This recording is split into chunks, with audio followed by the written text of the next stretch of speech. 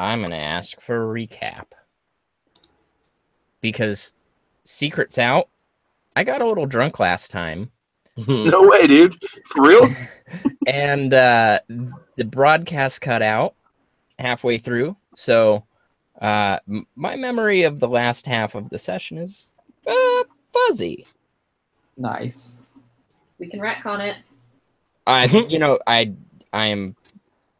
have a pretty good idea of what happened. I just, basically just travel. Pretty much. Yeah. And, running into Little Feather. Yep.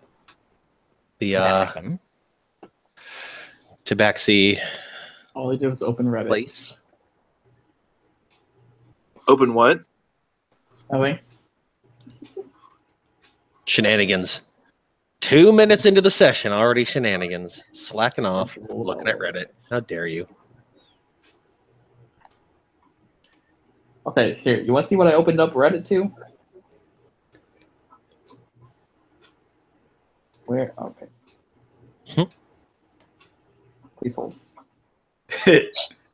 Dramatic pause. Let's all go to the lobby. Let's all go to the lobby.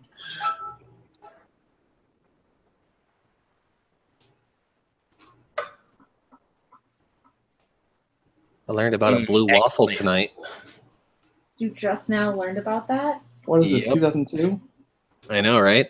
I learned about it tonight hanging out with my boss and, one of the other bosses. It was pretty awesome. What's a blue waffle? Nice.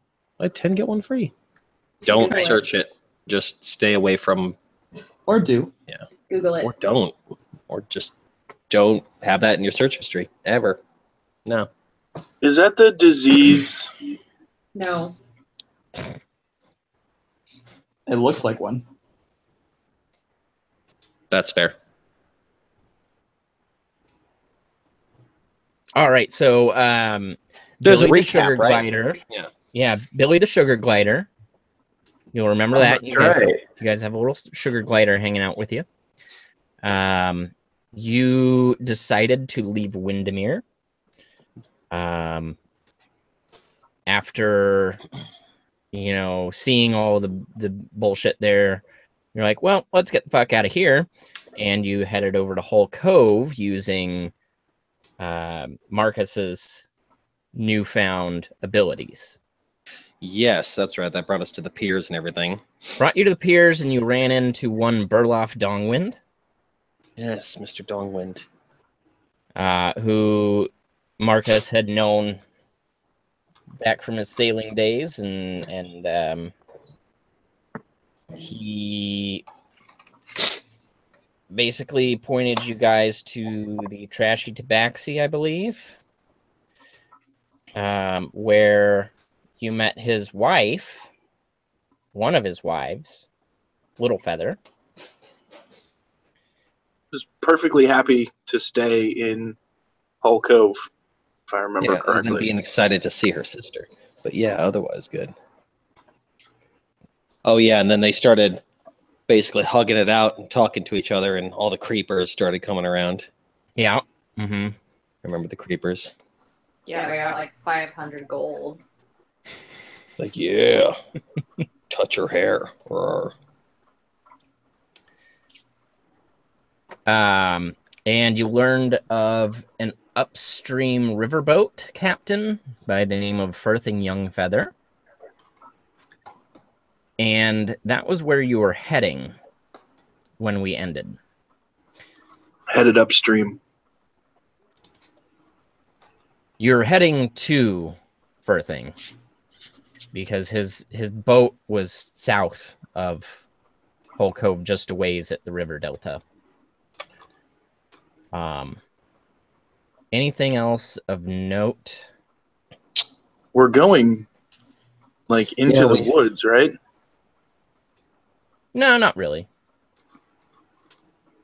But we were heading up river, and that was the impressive part about this boat, the fact that it could do that, and it didn't have sails or anything, right? So it was like magically propelling itself or something? Oh, yes. it magically will go upriver. Yeah, that and Marcus successfully made them think like he's some sort of really fucking important person. See, I don't remember that. Yeah, I impressed the shit out of him.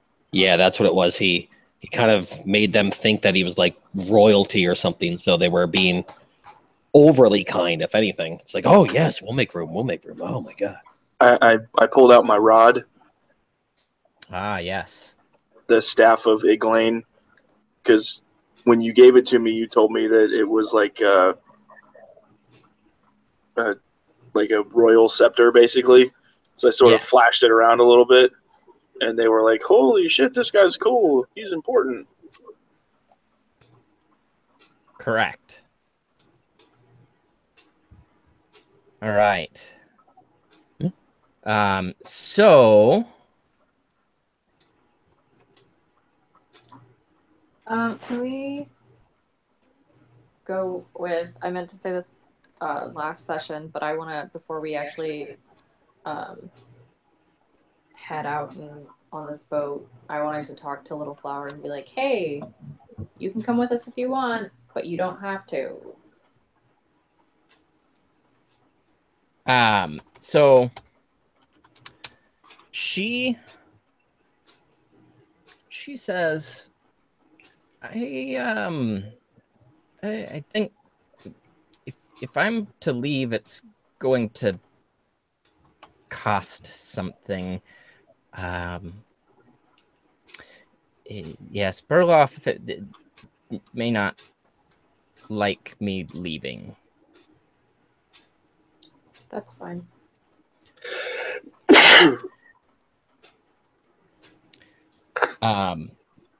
Roll insight for me. She's maybe seeming a little nervous as you're talking to her. That's a 22. Yeah. It's clear that she wants to go. But is very hesitant, and there's a bit of fear in her voice as she's talking to you. What are you afraid of?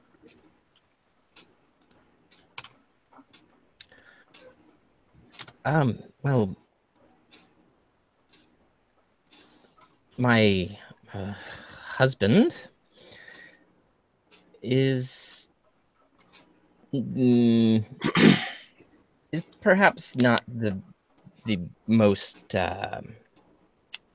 gentle of people, and he works for some shady people. Radical. Okay, continue. And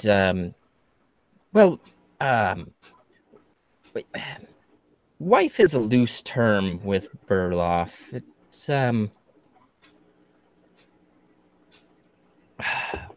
where are you having this conversation? I think off to the side. Off to the side where? The Like at area the that we're in, docks? like yeah. Okay. She's looking over her shoulder, kind of just looking around nervously. I'd rather not talk about it here. If we could maybe find somewhere with some privacy.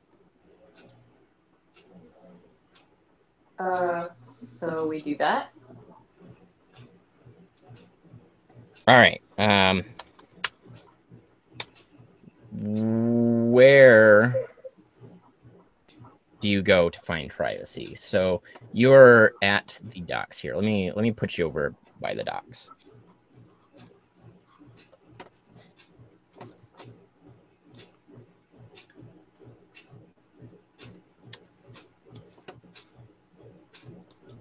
So your boat that you will be catching is kind of northwest over here. You guys are hanging out down here. This building here, there's only a couple buildings down in this part of the river delta. This one looks to be like kind of a tavern, and then this one over here looks to be some sort of shop. And aside from that, there's not a whole lot. There's a couple warehouses, but they seem to be locked up. I think honestly, like the side of this building. Okay, and there are people kind of just working, going from boat to ship to warehouse and stuff. So I know I don't have a bunch of people out here, but it's a pretty busy dock right now. Even though it's presumably the middle of the night, even though you don't really know what time it is. But yeah, I mean, there's people around, so yeah, if you go around there, you'll be mostly away from prying eyes and ears. Right. And go ahead and roll a stealth for me.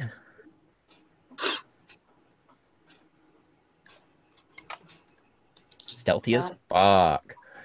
Damn. So you guys kind of huddle behind the shrubbery, and I was gonna say we're in the leaves. yeah, she kind of pulls you. She pulls you into the leaves, and she says, "Have you ever heard of the Healers of Din?" No, I wouldn't expect you to. They're fairly new to Auchendale. They arrived shortly after I did, and well, they came in and they have the guise of doing great work. Their name, obviously, the Healers of Din, but they deal in some unsavory things, namely trafficking of people. It's one reason I agreed to this whole thing. I was hoping to be able to bring him down, and with that, gain the resources I needed to search through Auchendale to find you.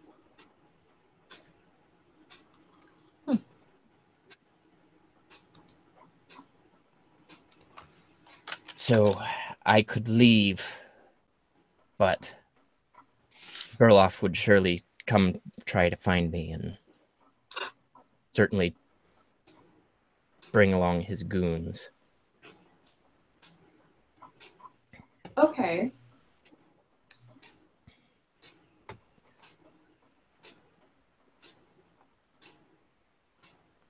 So you can go back then.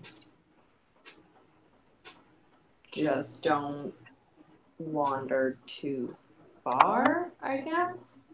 Oh, I won't be wandering. I am still trying to gather the information that I need to bring the healers down, but it's proving much more difficult than I imagined. That's fair. So we're gonna do this. We're gonna fight some bad gods. When that's done, we'll go back to you and I'll help you out. Does that sound like a plan? She does a little cat shruggy and says, "Sure, sure." I don't know what else you want from me. I just want you to be safe. And it doesn't sound like what you're doing is safe. Hey, I'm the older sister. I'm the one worried about you. Can't we worry about each other? No. Fair. Fair.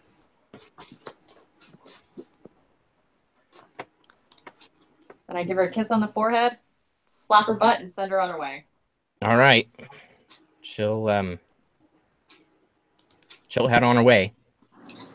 So before Little Flower's too far away, can I like sidle up to Sunshine and be like, "Hey, I got this spell called non-detection that might safeguard her from like being scryed upon if she wants to come with us and not be worried about somebody coming after her."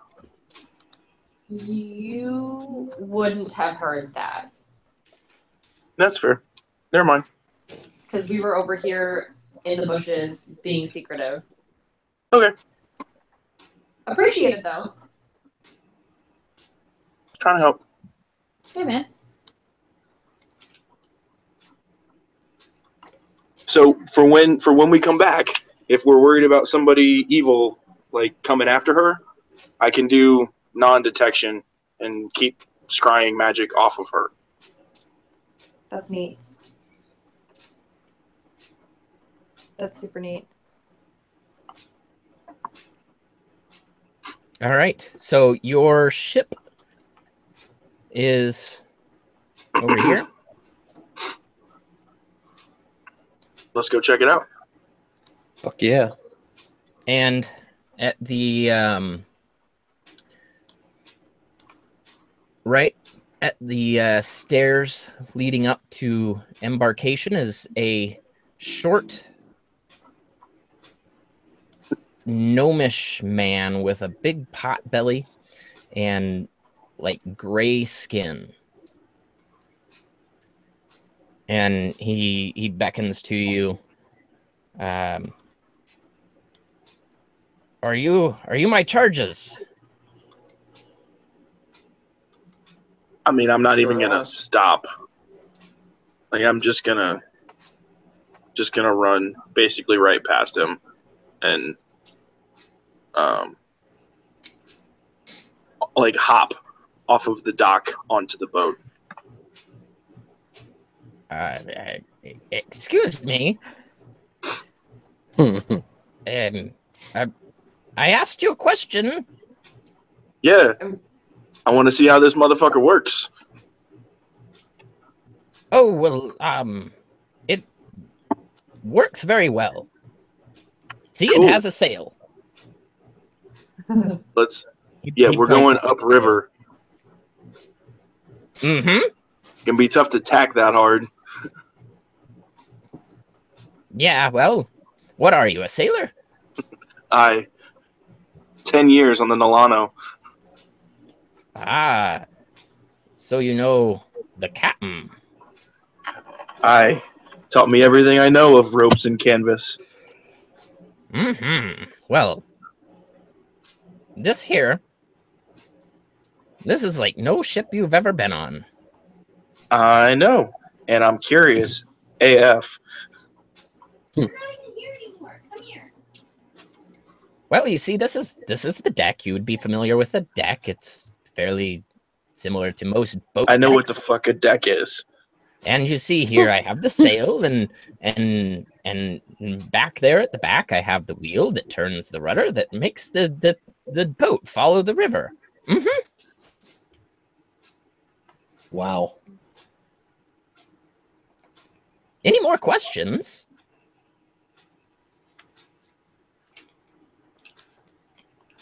I mean, he's fucking with me, right? He doesn't want to tell me.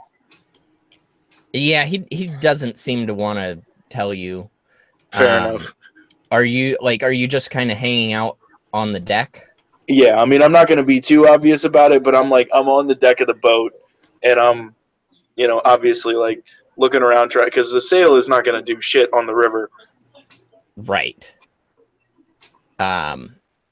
You do notice that it's a pretty flat boat.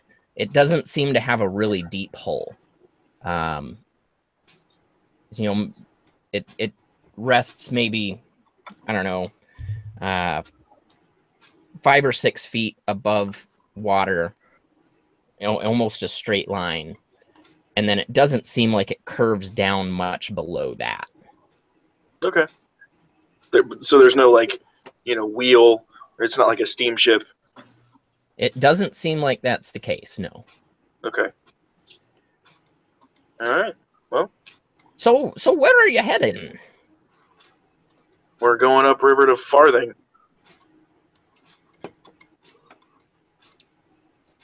Firthing. I'm Firthing? I'm Farthing? I'm Firthing.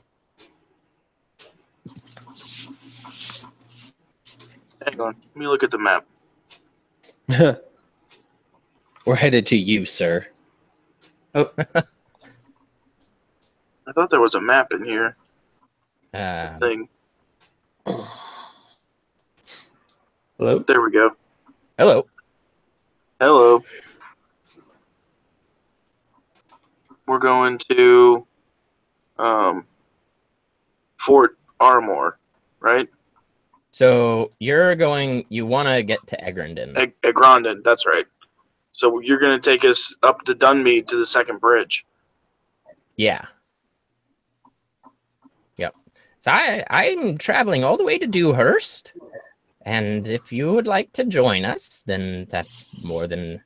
If you're looking to get into the Forlothan Forest, then I would recommend the Duncaster Bridge over the Dunmead River. There's a small dock there. I can set you off. It's going to be 2 or 3 days on the river, depending on currents and things like that. We will have a short stopover overnight in Farnsville, of course, as is fairly common, and then we will head down. The Dunmead's too deep to pull. How are we going to get upriver against the current? Oh, you just leave that to me. I'm curious to see how this guy does it. All right. I mean, he's being elusive, so whatever. I'll back off at this point. I'm going to keep my eyes open. I'm going to keep my heart open. Well, we are set to leave here in just a couple hours. I do have one favor to ask of you. What's that? If you could, he reaches down into his pouch and pulls out a scroll. I have to deliver the manifest to the Customs and Excise office back up in Hole Cove before we're allowed to set off, and I was wondering if you could do that for me. Sure. It'd be very much appreciated. Thank you, thank you. We have. He motions to the empty deck. He says, "We have some loading to do." Right. Where's the manifest? It's right here in my hand. Okay. He holds it out towards you. It's rolled up and sealed with a red wax stamp. Does that seem odd to me that the manifest is already sealed before the deck is loaded? No, that it's Okay. really common. So it's basically what he's declaring to be on his ship, and then it would be delivered to the excise officer, who would then break the seal to know that it is truly straight from him. Okay. So it's not like finish loading, then seal? That's not the... Right. Okay. Cool. Yeah, so he has all... he pretty much has everything loaded on the dock, and he just needs to get on the boat at this point. Oh, okay. Okay, gotcha. So everything's already been inventoried? Right. Is there a dude in a cage right there? Did we just blow past that? That's just cage art that I had. Oh, okay, cool. I was like... Help! Yeah, we're getting on the boat now. Help me! Ah! No, fuck you, bruh. We're out. It's literally a skeleton in a cage, so... Okay. you know, that no, that is not actually there. That's not really okay. Cool. It's Christmas time. It was festive with a Christmas movie, like, yeah, Friday the 13th. yeah. Or what am I thinking of? One with Jack Skellington. Yeah, Nightmare Before Christmas. There we go. So you see him, he waves past the dock, and a couple people start moving up, and they start grabbing what look like big barrels, and they seem to be sloshing with liquid, and they hoist them up on their shoulders and start moving onto the boat and bringing them down into the hold area. Are these all gnomes, or is it a mix? He is the only gnome. He's the only gnome. Okay. And he's not like any gnome you've really ever seen. He is a deep gnome, which are pretty rare out in the wild. But yeah, he seems pretty civilized, and yeah. But he's the only gnome. All right. Well, I know where the excise office is. So yeah, you'd be very familiar with that. Yeah. So we'll. Do you guys want to stay here? I can just go drop this off real quick. It won't take me 10 minutes. Sure. Yeah, sounds good. Then we can get the hell out of here. All right. I'll go drop it off over here.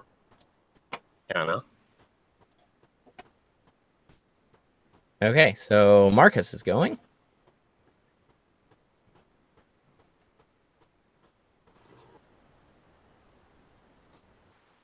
Okay, yeah. So heading in, you see familiar sight. It's heavily guarded, 2-story building. So it's kind of like it's raised up to the second story. And inside there is a front desk where you would check in. Okay. And there is, it looks like some administrative professional with a couple guards. Things like Dockmaster. Yeah. Dockmaster. Yeah. Yeah. He says, ahoy there. Ahoy. Dropping off a manifest. What ship? The, fuck, what was the name of the ship? I think it was Chimichanga. It's not Chimney. I'm glad I'm not there. I can't lie, so I couldn't have told you that. I mean, I'm sorry, I don't remember the name of the ship. I don't know if we ever named it. Yeah. But it is the Young Feather. The Young Feather. Okay. I mean, it's probably on the seal, right? Yeah. Okay. So, ship Young Feather headed to Dunmead, or headed up the Dunmead River to Dewhurst.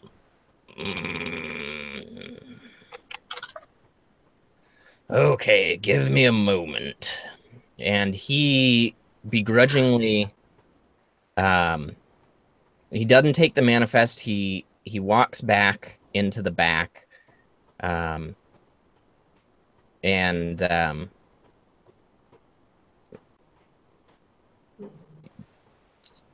little pause goes by, and he comes back around with a finely dressed elven woman who you recognize as being the customs master, basically. Her name is Lillian Rena. Okay. Madam Lillian. Marcus, what are you doing back in town? I'm a traveler. I'm with a group of friends from my hometown of Duncaster, and we're you're sailing with Firthing.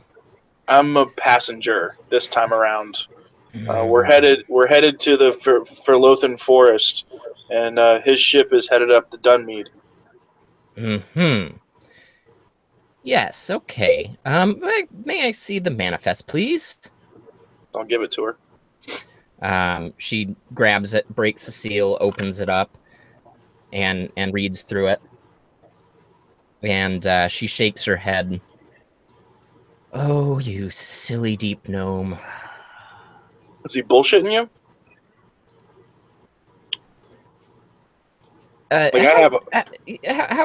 How well do you know Firthing? I met him an hour ago. Mm-hmm. Yes, well, what did he tell you what he was transporting? No, I saw some barrels full of liquid, but I know Master Caldrus taught me better than to ask a ship's captain what his cargo was before I was allowed passage. Okay, well, What's he hauling? well, here it says that he's shipping some sea wine, but Those barrels were not full of wine. they very well might have been. Who knows? But I know that Firthing has Foulest been... wine I've ever smelled, if that's the case. Well, sea wine, is not ever the most pleasant, but it will certainly get you through the night. Mm-hmm. No, he's been wrapped up in some shady dealings as of late, and well, I've talked to him on more than one occasion about lying on his manifest,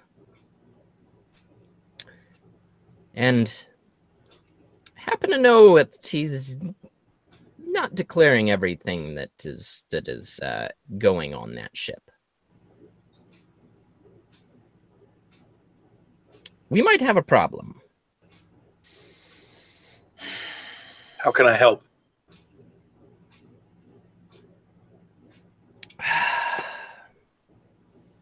Well, you know I have the utmost respect for you and your office. Well, it's not going to be good either way.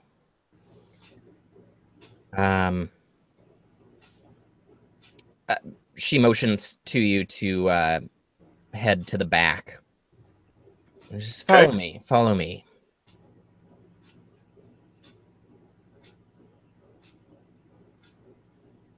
And she's bringing you back through where there's several tables set up where people can go through their manifests, and there's a couple tables filled with people. There's gold out on the table. And you know that that a lot of times customs officers can be bought.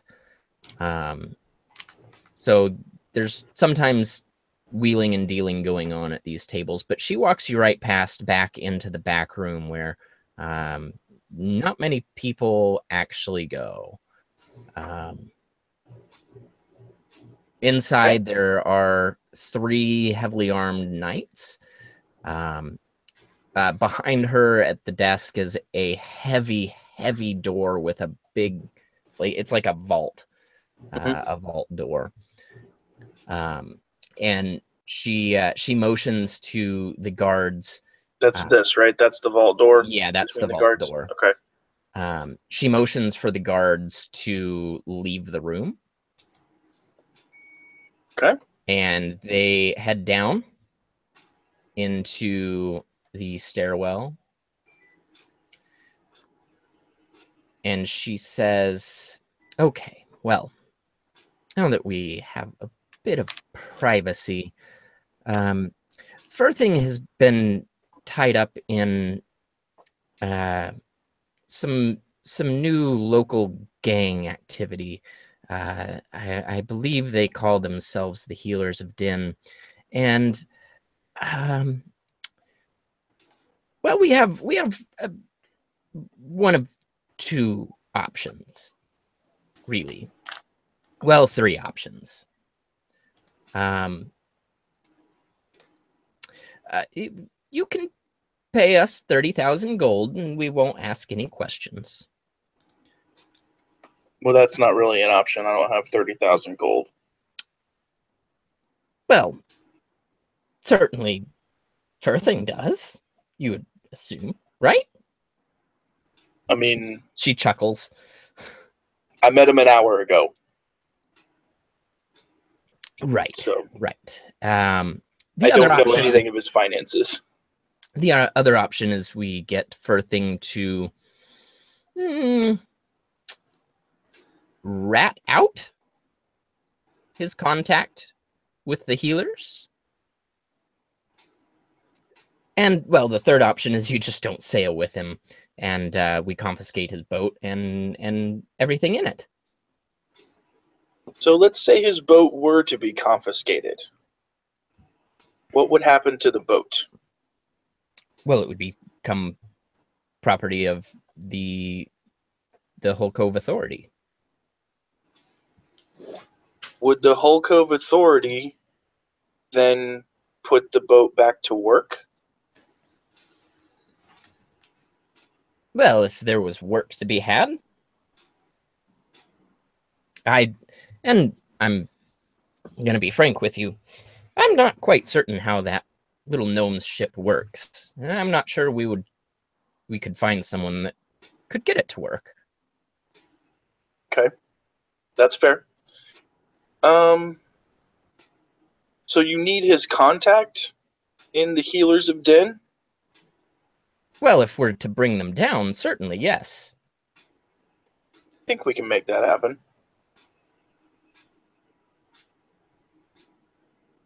Okay. Okay. What do you want me to, how do you want me to get you the information?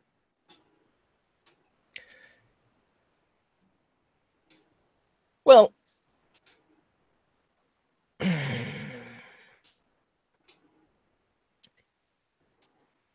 I trust you. Always have. Caldrus is a good man. I'm not, I don't pretend to be a wholesome person myself, but yeah, just do what you have to do. So, you know my new friends we're an adventuring party, right? No, you didn't mention that. Okay. So, we are we're members of the Adventurers Guild from Duncaster, Post 132. And if these healers, air quote fingers, of Din are who we think they are, you're not well, I mean, I guess I wouldn't have heard the conversation with Sunshine and Little Flower. But anyway, these guys sound like motherfuckers. So you want we should whack them for you?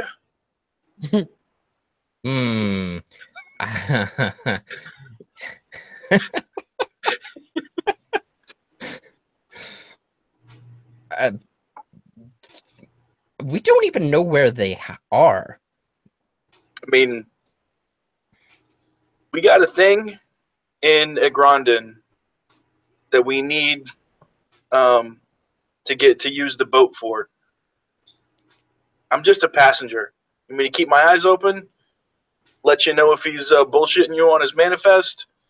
See if I can get you that 30K in gold, or get you some information on the Healers of Din. I can make that happen. Get me a name and a place, or 30,000 gold. Either one I'm perfectly happy with. The 30,000 gold will probably be a problem, but I will get you a name and a place. Fair enough.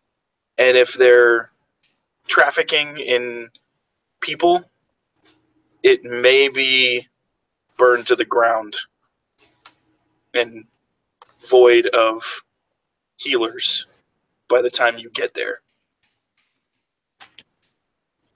I don't like human trafficking. It's not cool. Yeah, I agree. They need to be stopped. Well, I mean, at the very least, they need to pay the dues that are that their cargo is due. That's the very least that needs to happen. I think we have an understanding. Let me do this real quick.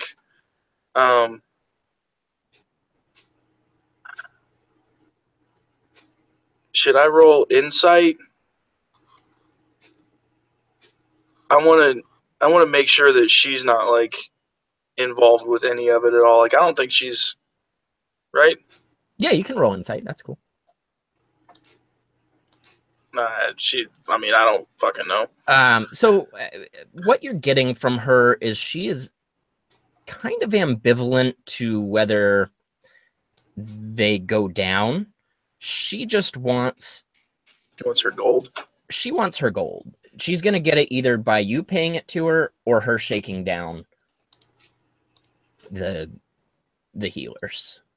All right. She's not law enforcement. She has a job to do, and she has taxes to pay, and not that I would necessarily know this, but if they're trafficking in my friend's sister, fuck them. She can get the 30,000 gold from their corpses. Right.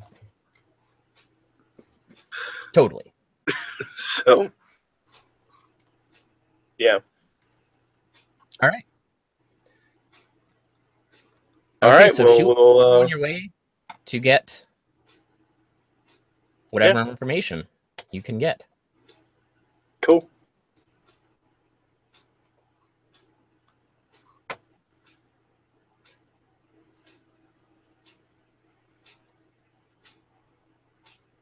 All right. Did I move you guys over? Yeah. All right.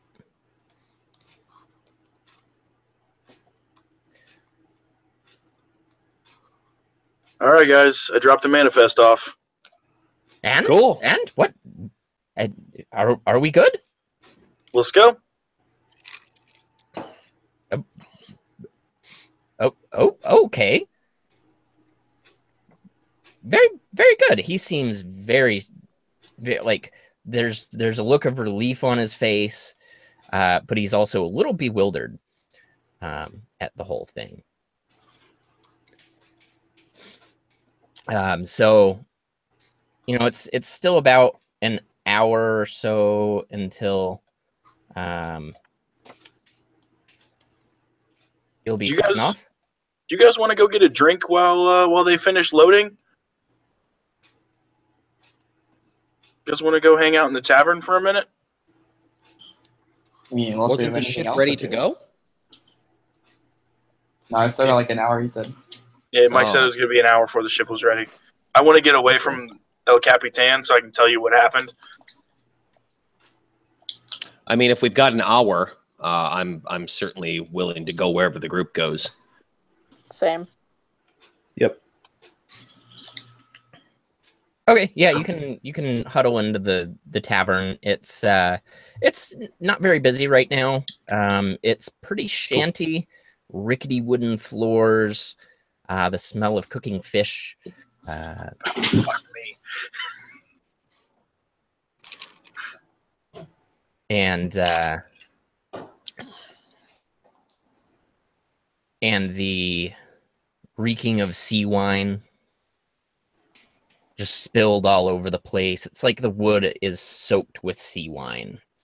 And Marcus, you know sea wine to be this really salty wine that, for whatever reason, they have sailors have generally taken a taste to, and it preserves really well because of all the salt.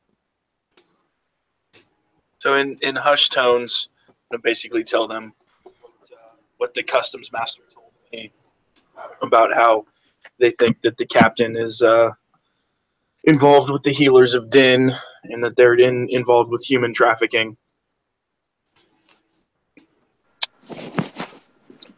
Cool. So then I'm gonna tell him what my sister said about how what's his face is how Dong is in that whole thing, and that's why Little Flower went back, and blah blah blah, and sketchy people, and this dude probably doing that thing, and probably putting people in the thing right now as we speak. Is your sister safe? Oh yeah, she's fine. Hmm. Probably. I hope. I would hate to sound callous, but we've got bigger problems right now, and as long as your sister's safe, as she's someone who's close to you and it could affect your judgment on this mission, I don't know what we are expected to do about this when the world is at stake. Well, no, right. What I told her was to keep doing her thing, and once we defeat, the evil god demon thing, once we defeat Igniltith, we'll be back to deal with that. But for now, we have bigger fish to fry. Fish. Why is it always with the fish? I'm a cat. You literally, as you say, bigger fish, you have to do a little like face wipe, little bigger fish to fry. Yes, exactly.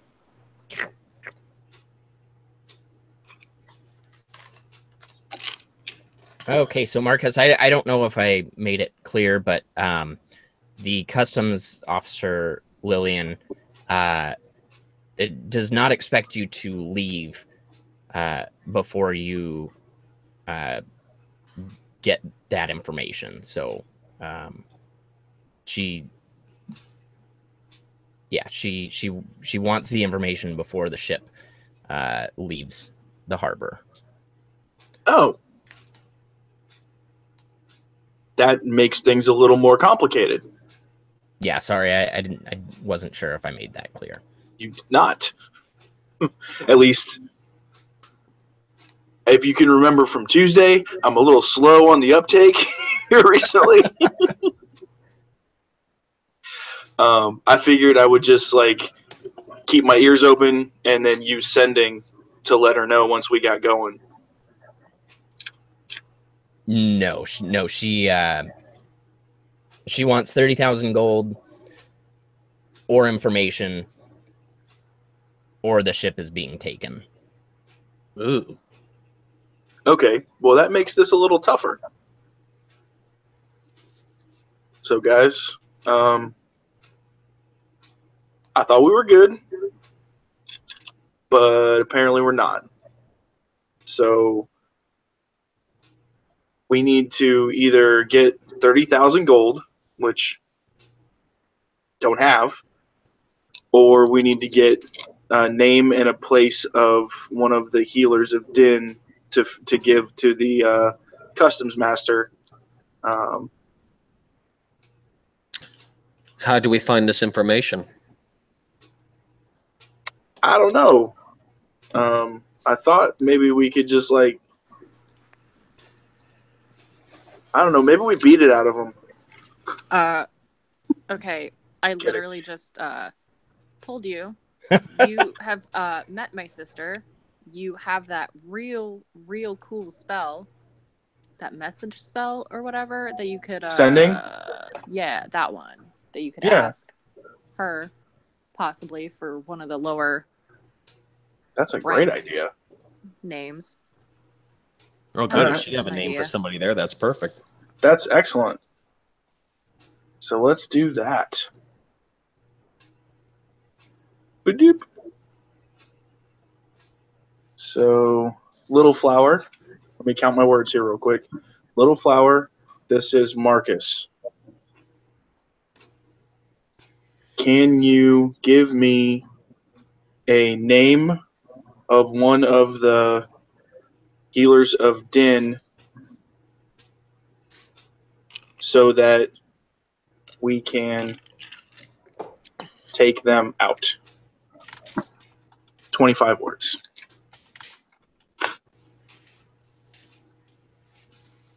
she responds and she says, I only know Burloff and his superior. His superior is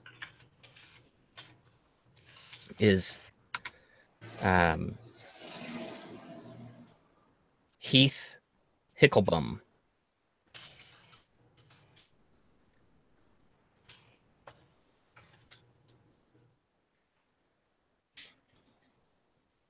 Halfling winemaker at Benton Vineyards. Oh, Heath Hicklebum. All right. Now the question is,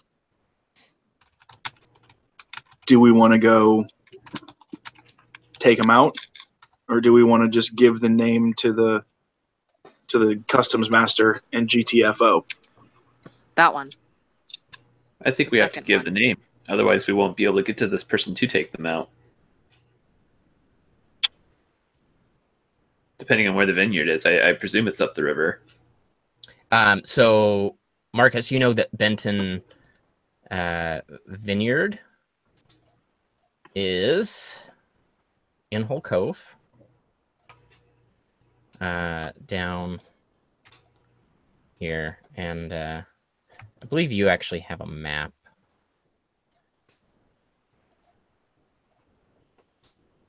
That's number 3. Okay. Down at the south end. Benton Winery. Yeah. Yeah. We got to get to the forest, so yeah.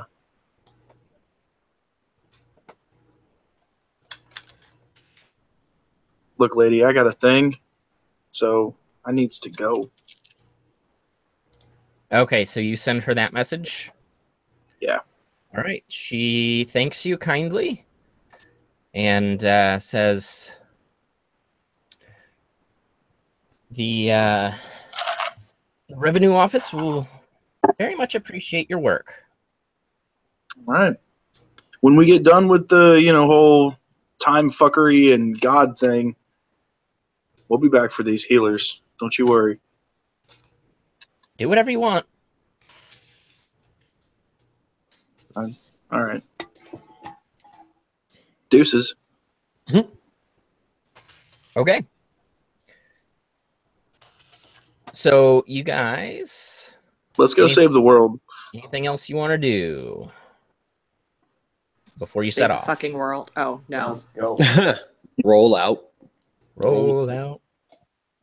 Make the sun come back? Yes, that's part of that is after rolling out, but before saving the world, or at the time of saving. But not like Transformers, more like regulators. Yeah. Crushed it. Regulators, mount up. Okay, so as leaving time approaches, it looks like his crew starts to gather. It's a very small crew. There's one big burly human guy, kind of a wiry, spindly guy. Firthing himself, and then 2 finely dressed folks.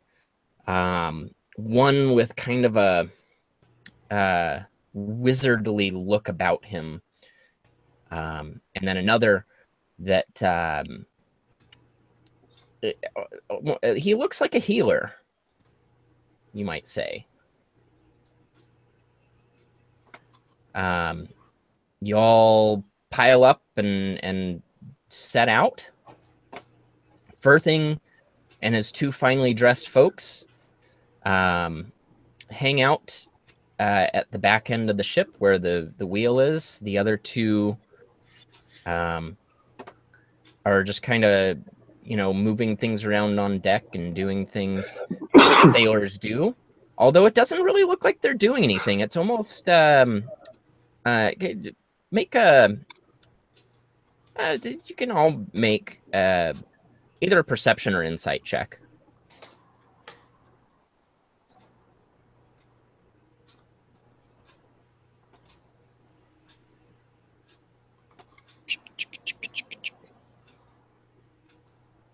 Oh, That's plus 9, and I roll a 1. Yeah. That's my Still third at about a 22. That's my third 22 of the night. Yeah, you're rolling 2s. Yeah, man. These are Dekoth, 2 2s, not a single 2. Dekoth, you are super impressed. This may be the first time you've been on a boat. I don't know. I was thinking the same thing, that maybe it's just like, wow, this is amazing. And I'm over here just looking over the edge, like, wow. Matt's just singing, I'm on a boat. Yeah, in like ye whole olde tongue, kind of. Yes. Pretty much everyone else realizes that they're just kind of putting on a show. They're, moving ropes and twisting things, but it's not really doing anything.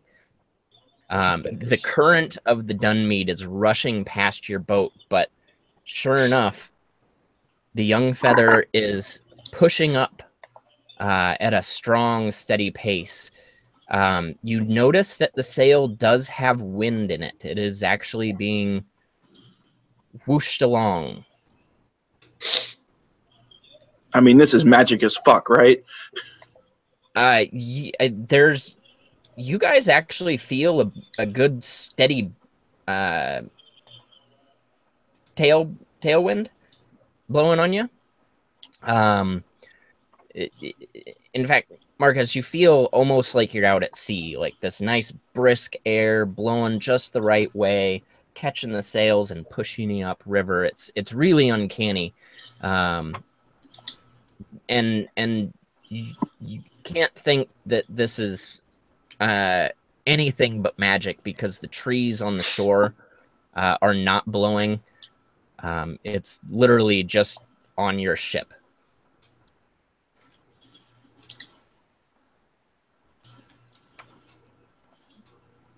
Okay. This one's the magic user, right? Yeah. So I'm gonna go up to him and be like, so what spell are you casting? This is super neat. You as you walk up to him, you kind of see his eyes rolled back in the back of his head,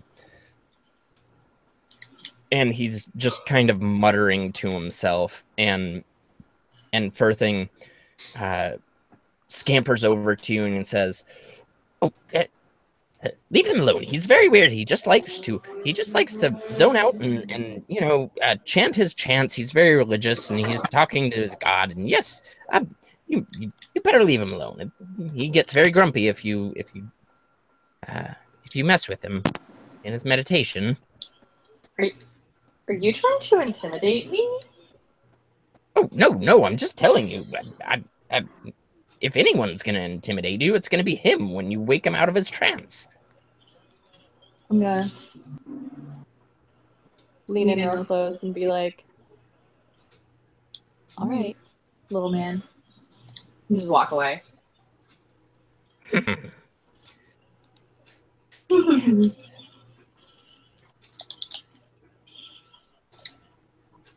mean, my gust of wind spell is not a ritual, so every time I cast it, I have to use a spell slot, and it only lasts a minute.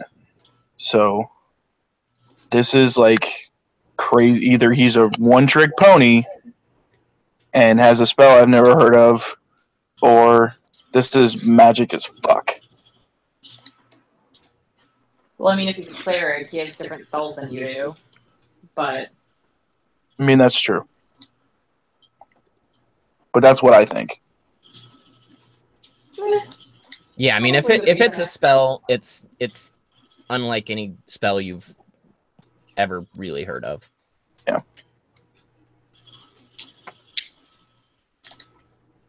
Is there a crow's nest on this ship? There's not. Okay. But the mast is climbable.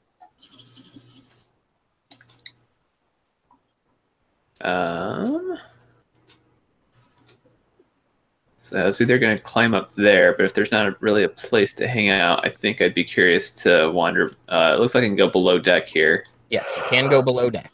Oh, I was gonna go up to Galen and be like, I'll give you 5 gold pieces if you climb that. Wait, what? Yeah, man. If you climb the mast, I'll give you 5 gold pieces. And a feather. Oh, for a feather, I'll definitely do it. All right.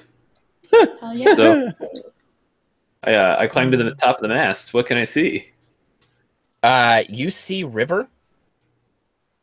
Off in the distance, you see, a little tiny paddle boat, a rowboat, where it looks like a couple people are just rowing down the river.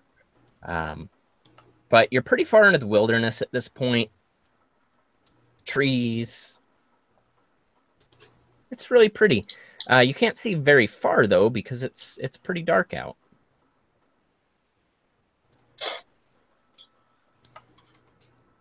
I smiled down at Sunshine, a big toothy cat grin, and I wave. I wave back.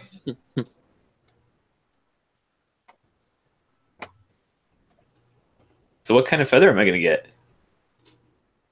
You get one from back home. It's like this real neat pink one. I hand it over. That's pretty cool. I don't have a pink feather. And do I recognize it as coming from home right away? Oh yeah, it's from one of the tropical birds there. The Estragalian cuckoo bird. Perfect. I kind of reverently collect this feather because I'm curious. Sunshine is like, where did you get this feather? Me and Little Flower used to do a lot of like hunting and stuff. And you know that the Estragalian cuckoo is wildly endangered. Oh, ooh. Before that, That escalated quickly. we were kids. We didn't know any better. You know how that is. Kids. And she just walks away. Did you see this cuckoo, or did you just find this feather? I just walk away.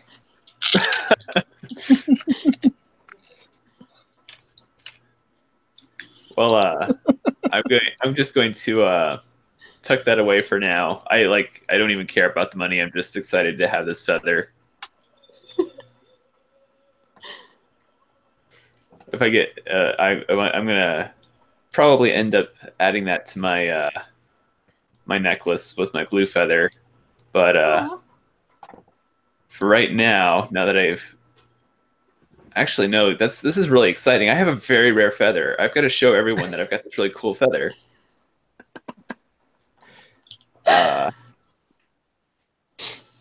So let's see here. I'm looking around into the ship to see who might be well traveled enough that might appreciate this. And I don't know that anyone here. I don't know. I'm gonna Just go. show everyone. Yeah, I'm gonna come up to the. Is this the gnome here, the captain? The one in green. The one in green. Yeah. I'm gonna ask. Have you ever been to Estragal? Where? Is that the place to the west? Far to the west. It's across the Motion Ocean. Oh no! I don't know anyone that has headed there and back. At least I know people have headed there, but I've never seen them come back. Well, that's disappointing. Have you ever? I show him the feather. It's like, have you ever seen, in your travels, have you ever seen anything like this before? No, it's quite a pink feather. You don't generally see those in our parts. Most of the birds here are pretty dull colors, and that's very pretty. I nod Yeah, my I head know. aggressively. Yep. Where'd you get it?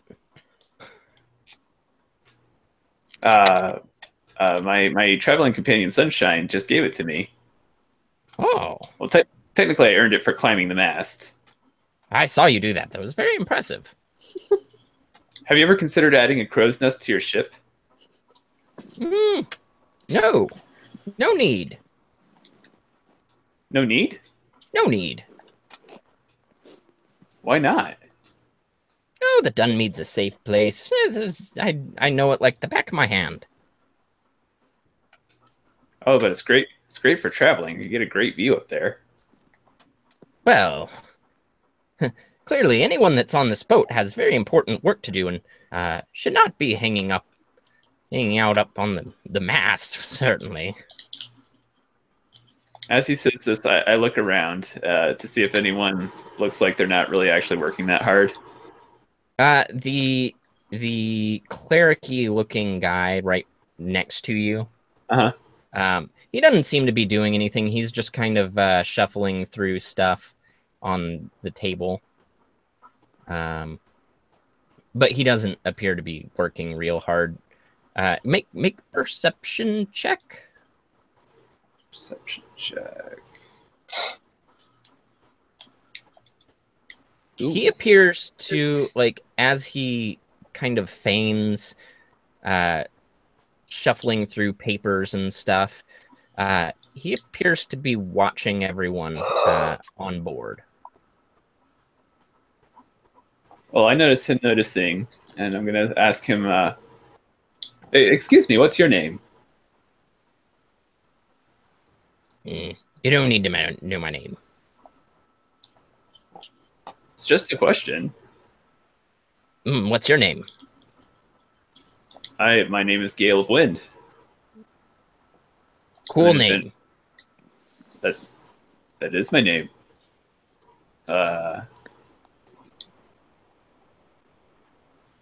What is your name? Like I said, you don't need to know. Well, I shared my name. That doesn't seem very friendly not to exchange. That was your choice. What? So what is your role on this ship? I'm the doctor. Oh shit, the doctor. Does he have a screwdriver? Oh, I hated that. It's a Doctor Who joke. Doctor. Yeah, I get that. What type of doctor are? A doctor, the kind that, when injuries happen, I am here to make sure you don't die. Oh, so you treat people then? Oh, yes. Yes. People and critters like you. What does this guy smell like?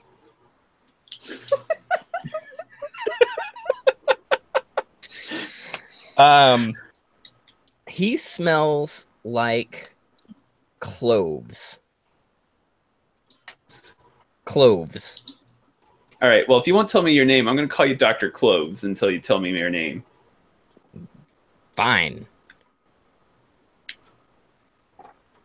Told you enough already. I don't know. So how would you feel about a crow's nest on the ship? Because it looks like you're not really busy right now. He points down at the papers. Says, these would blow away in a crow's nest. I have to look at these papers right now. Are the papers injured?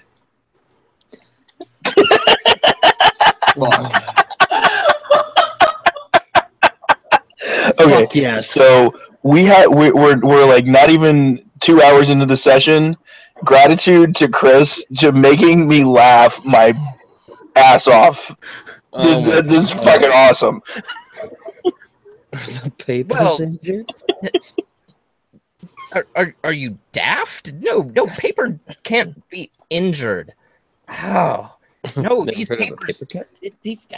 Do you know what studying is? When you to become better at things, you read things and you learn. That's what you do with paper. You read it and you learn, so that when you have a grave injury that you're probably about to have if you don't stop asking me questions, well, then I can keep you from dying after I hurt you very badly. Damn! This guy's I just- spicy. I just kind of tilt my head and look at for a second, and I slowly pull out the pink feather.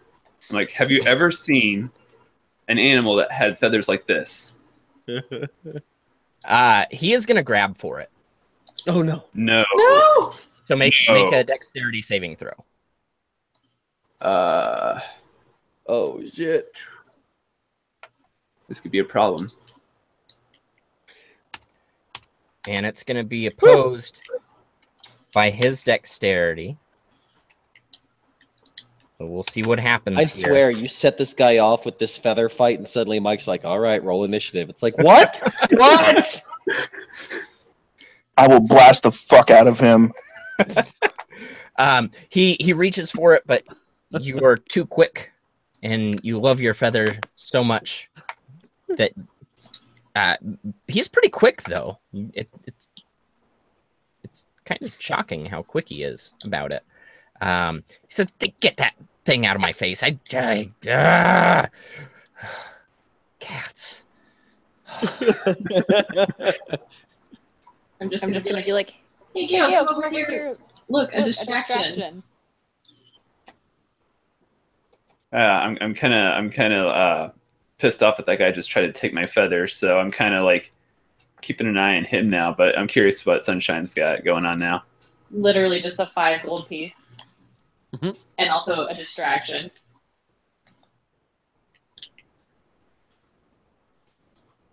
Okay, so As you walk away, you notice Firthing walk over and mumble something over to the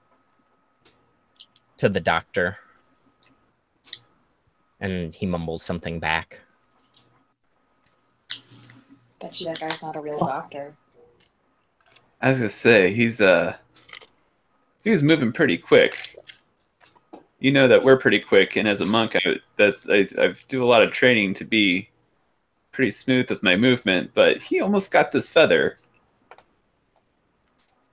Yeah, I man. think that seems a little odd to me. I think we should keep an eye on that one. By the What was way, this? call him Dr. Cloves. Nice. High five him.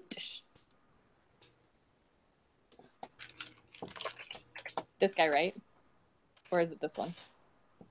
The blue one.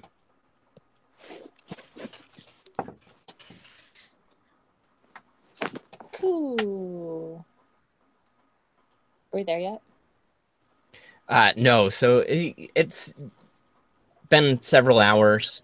Firthing let you know as you set off that it would probably be 8 hours before you hit Farnsville, where you will be stopping for the night. So, You said the hole wasn't that deep. Is there anything below deck? yes, so there is one deck lower.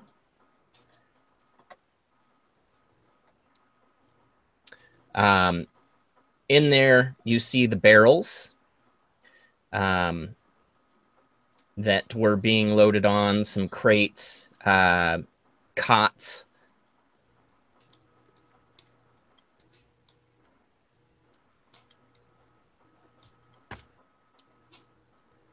No, like chained up people.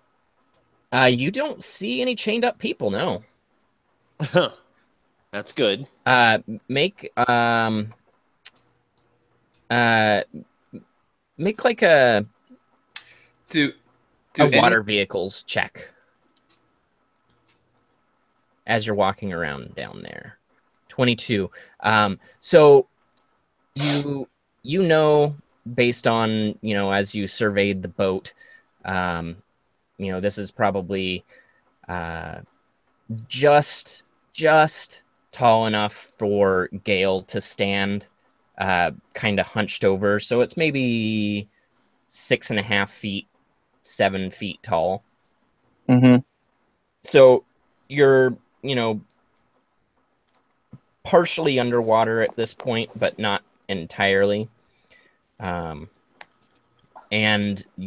as your foot falls on the ground, there does seem to be some space below you, but you can't see any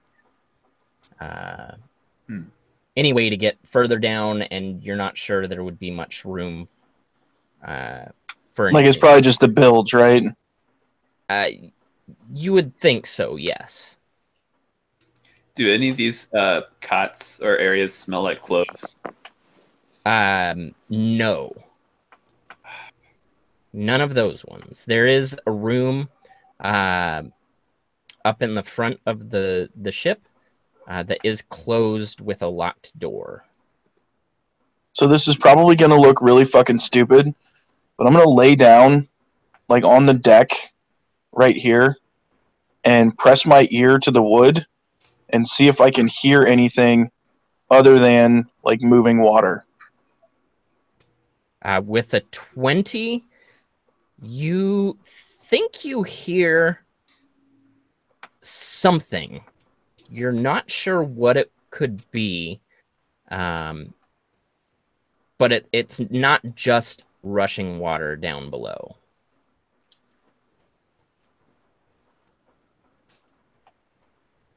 As you do this, Dr. Clove heads down the stairs, and he looks at you on the ground with your ear to the floor. He says, "What are you doing?" I mean, I fell over. I thought you were a sailor.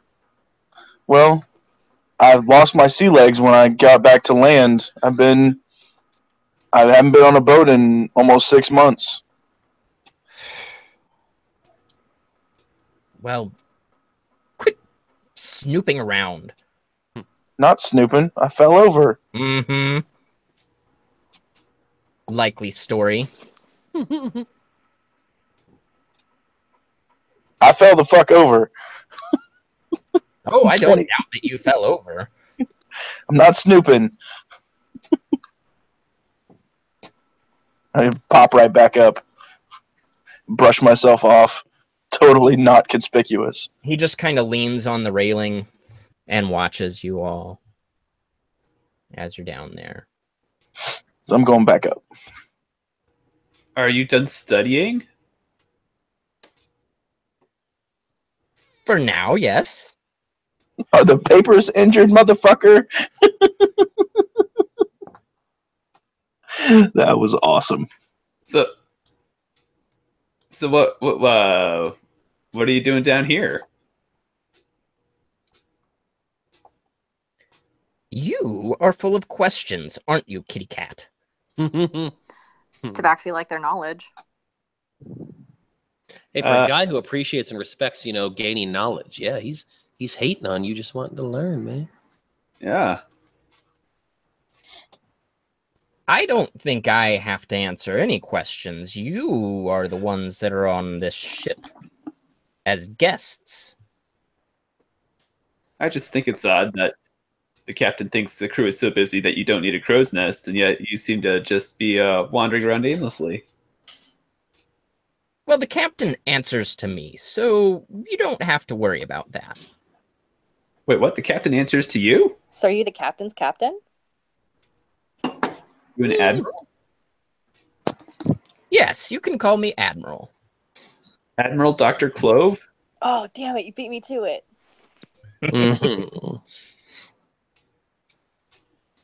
That's all you need to know.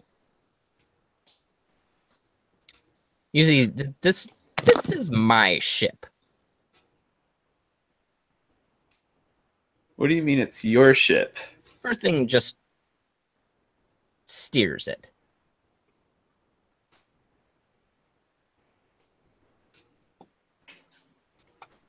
And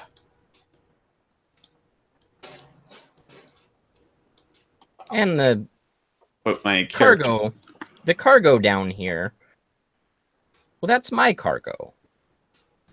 And I don't want you drinking my sea wine. Don't have to worry about that. Just start. Shit's nasty.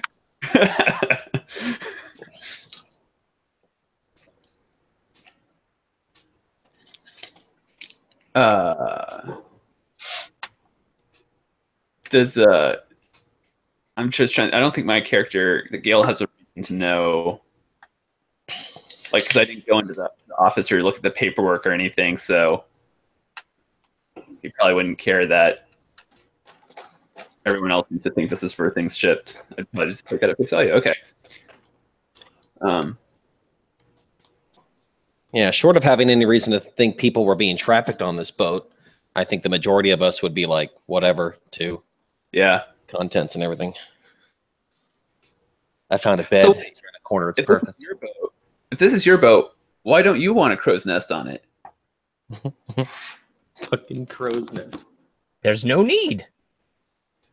But they're so lovely to travel, and you can see from them. They're great for feeling the wind. Like, why wouldn't you want that on your ship? I don't understand. Well, why don't you build me one then? If Could you I? love them so much. Challenge accepted. Do you have materials for that? Can I use whatever? What can I use? I've got some empty crates up front. If you think you can do it, then please be my guest. Just quit poking around my cargo. And quit asking me goddamn questions. I'm curious about the cargo, but now I'm really curious about this possibility of building. I've never tried making a crow's nest before. Do you have tools I can use? Yeah, he points at the table you are at. Okay. There are all sorts of tools. Okay, I'm going to sweep up an armful of tools and I'm going to head above deck. All right, Gale will be busy trying to build a crow's nest.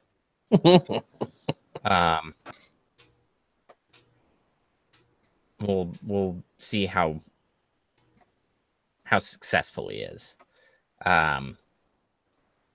Admiral Dr. Clove remains down in the bay as long as anyone else is down there. So there doesn't seem to be a whole lot of cargo down here. No. The cargo. Sea wine doesn't go for that much. It's only piss poor sailors who drink it. It's not worth what it costs to take this ship all the way to Dewhurst for 7 or 10 barrels of sea wine. What's going on? I don't think I like your line of questioning. Are you questioning me? I mean, I just asked you a fucking question. Yes, I'm questioning you. You adventurers and your questions. I don't have bullshit questions like my buddy. Like, I love Gale, but he's kind of curious about things that sometimes don't matter. This is not economically viable. Let me ask you a question. Did we charge you to be on this ship? No. We did this out of the kindness of our hearts. And now you're questioning me, making it seem like I'm a bad guy somehow. I'm just trying to peddle my wonderful, wonderful wine. So if you didn't charge us, why did you let us on the boat?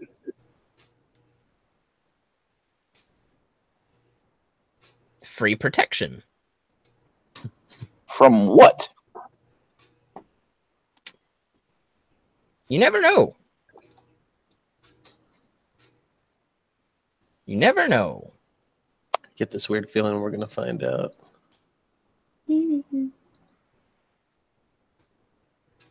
What's in the bilge? Bilge. What else is in the bilge?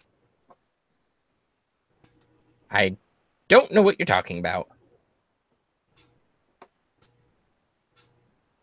He's full of shit, right? Roll insight. He's pretty stone face. You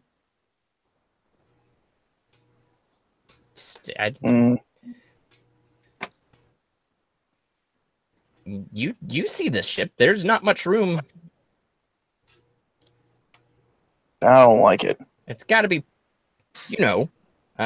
pretty shallow boat to be able to make it up the Dunmead. Not much room here.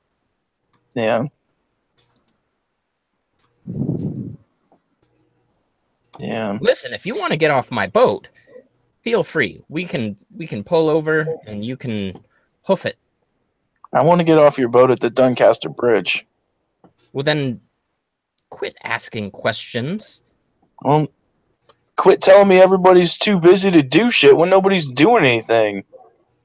You don't know anything about how this ship works. So, and I was a sailor for 10 years, and this isn't like any sailing vessel I've ever been around. Where the fuck is that wind coming from? oh, come now. You're smart enough to know that.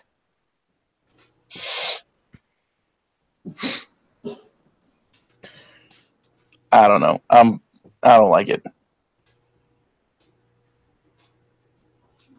Like I said, you can leave the boat, or you can shut up. I'm gonna shut up for now.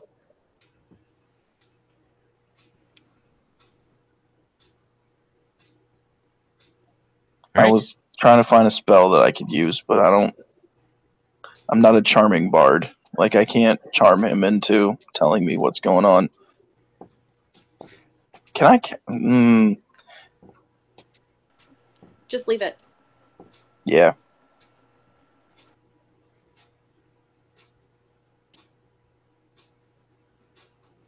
Okay.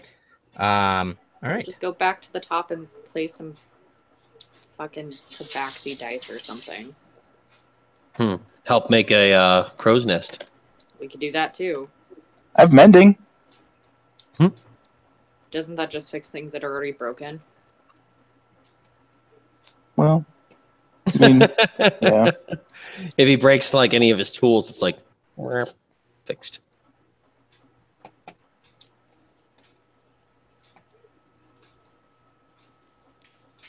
Okay, so is everyone going back up top? Yeah. Yeah. All right, Admiral Dr. Clove will follow you all back up top. And he will go back to his table, start studying his papers. Few more hours will pass while Gale attempts to build his crow's nest. Yeah, by the time you get up here, I've already smashed up this crate. I'm not sure if it was the one he meant for me to smash up, but that's the one that is currently in pieces. That totally was not the one that he meant. Yes. What was in the crate that is now all over the place? Jugs of wine. Hey! Okay, well, I kind of just shoved those off against the side of the ship here, and because I'm just interested in the raw material. This guy is like, what are you doing? What? Why are you smashing things? The admiral said that I could use this crate to build a crow's nest. The who?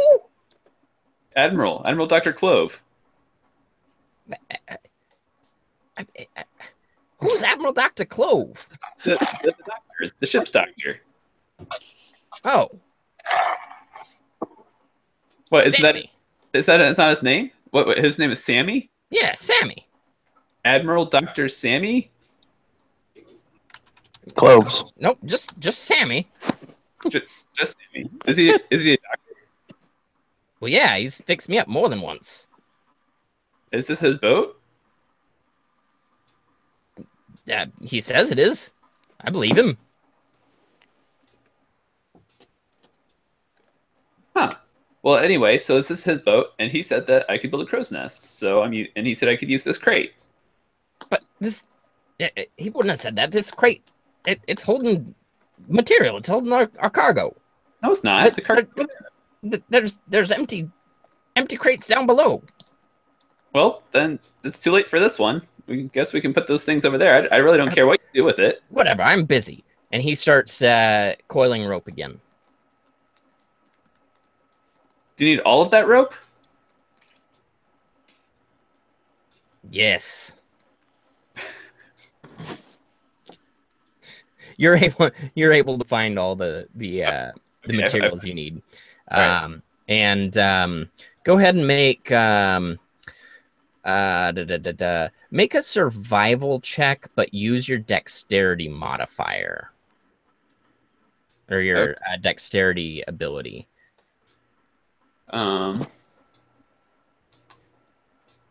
So how do I do that? So you'll probably have to manually enter the roll. Okay. Are you proficient in survival? Yes. So proficiency plus dexterity mod Okay. plus d20. Let's see here. Proficiency for level 7 monk. Okay, so that's still okay. So you said proficiency plus my dexterity mod. Yeah. Yeah. Okay, 3, 4. So it's a roll plus 7. Okay.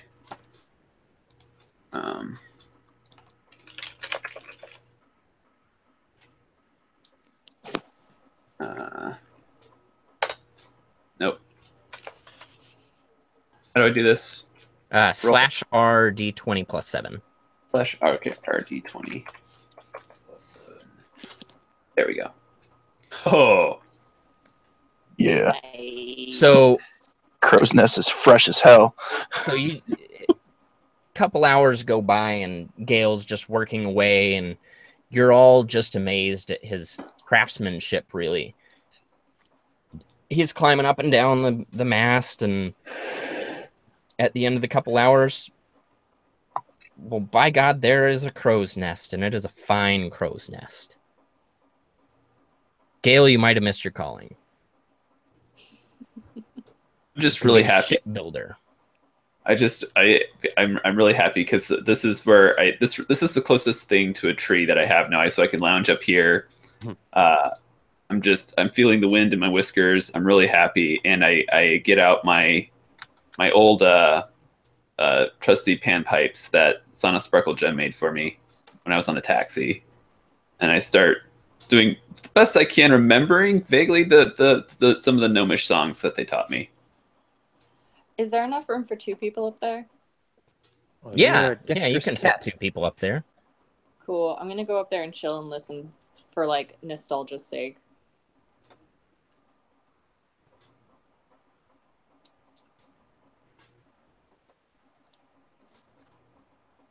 We can form like a panpipe band. Oh yes. Wait, I thought you gave up the pan flute because it wasn't working for the group and their roles. I mean, And you started singing. I'm super inspired by Gale of Wind pulling out the panpipes. I might have to go get it back. I'm just fucking with you, Chelsea. I'm not gonna play it.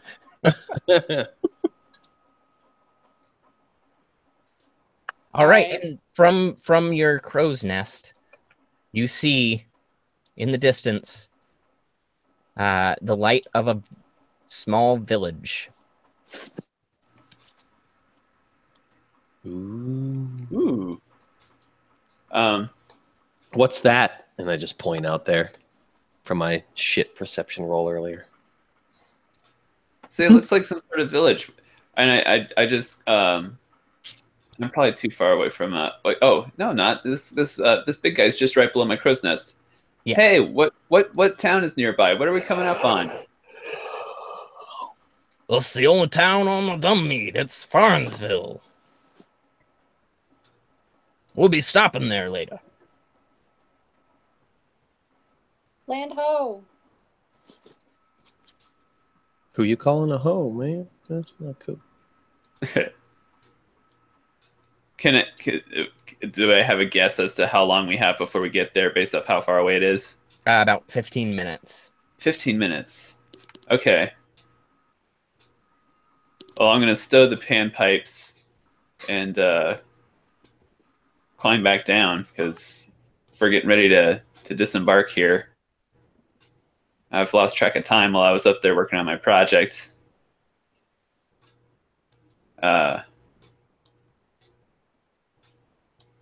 Give the ship one more go around here. I'm gonna ask Riley. He's like, "Hey, what have you been up to? Have you learned anything? We're coming up on land. Is there anything else we should check out? Do you think before we go?" I don't think I've seen or heard of anything that you guys haven't already. Did you see my feather yet? No, let me see it. I showed them this magnificent pink feather. This is from a very rare bird from the land that Sunshine and I come from. Like I'm curious how awestruck Riley is. How Extreme. impressed are you with this feather? It's very pretty. Riley's enthusiasm makes me very happy. Tail wag. Yes. Tail bump. Tail wag. I just thought of something that's been bothering me. I go up to Firthing and I ask him, so this is not your ship, as I've learned. What's up with that? Have you ever heard of something called a lien? I lean in. No. Well, when you owe someone money, they take ownership of something that should be yours, but well, it isn't because you owe them money, and this is basically well, I'm paying towards it.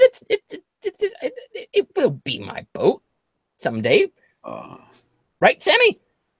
Sammy just. Your name is Sammy. I learned your name is Sammy.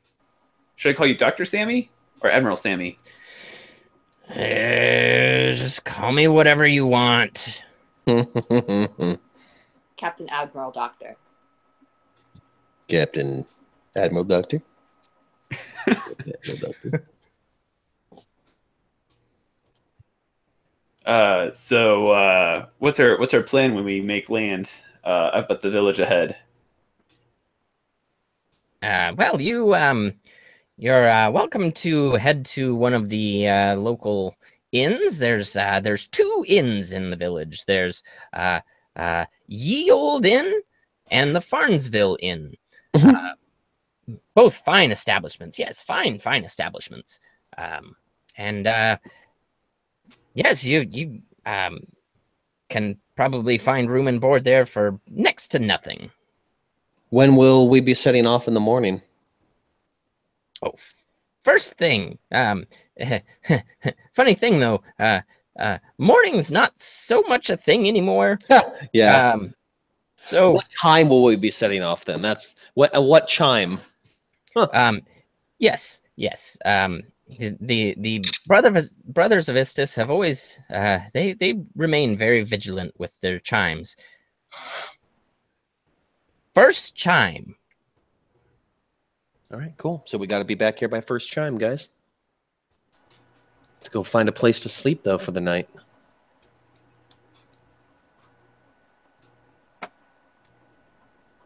Does either inn sound particularly good to anybody? Ye Oldie Inn.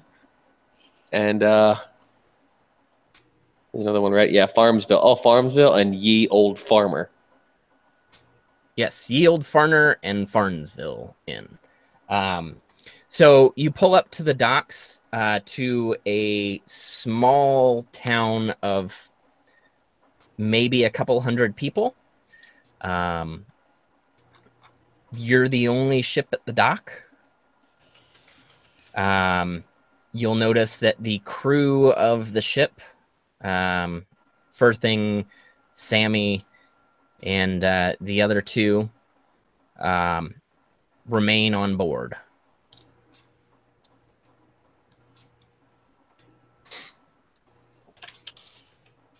The ground is soggy and wet. It's like this village was built on a marsh. And it's kind of a cool, damp place.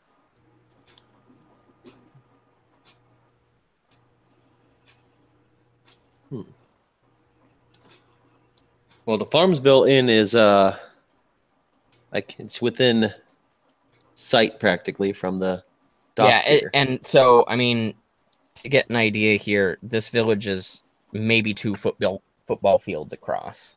Yeah, so from where I'm standing, it's 100 feet. So if there's a sign of any sort, and with the way that days are long currently, I'm sure that there's enough to be able to tell that this is a bus. That this is an inn. Yeah, the gravel roads are kind of dimly lit by oil lamps, but you're able to see the telltale hanging sign. Cool.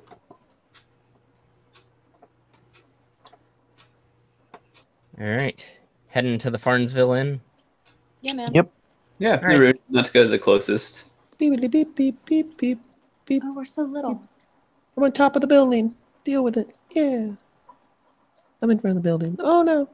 Oh, geez. Oh, God. Oh, gee willikers. All right, now I'm inside. Yeah, there we go. All right, so lots of activity here in the inn.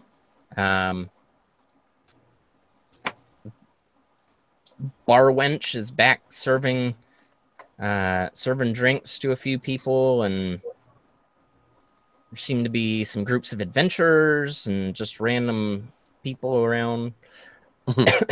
Pretty standard tavern/inn.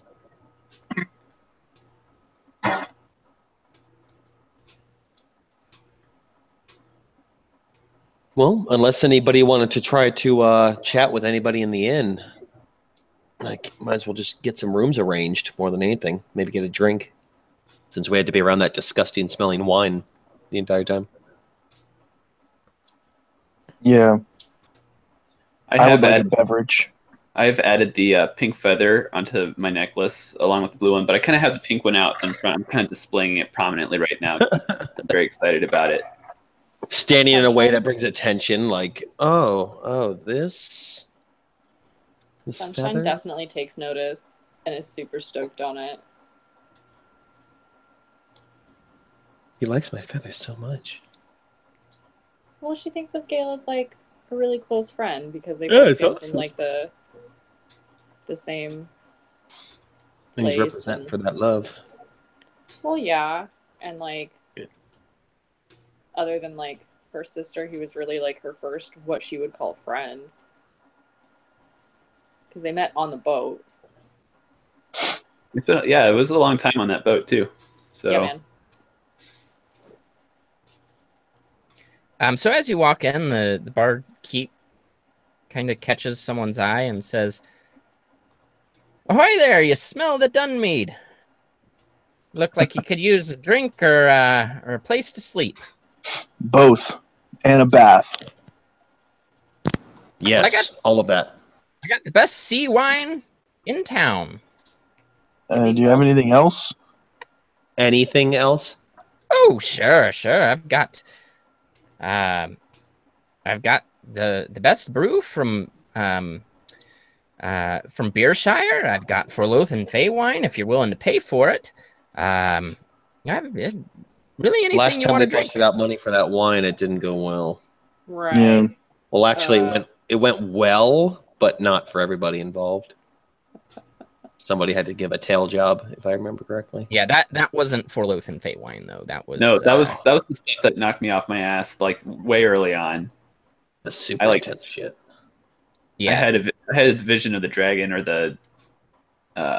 Oh yeah. Oh my That shit was god. awesome. Like I've still sworn off that for Lothan Feywine. When I hear that, I know immediately. Nope, nope, nope.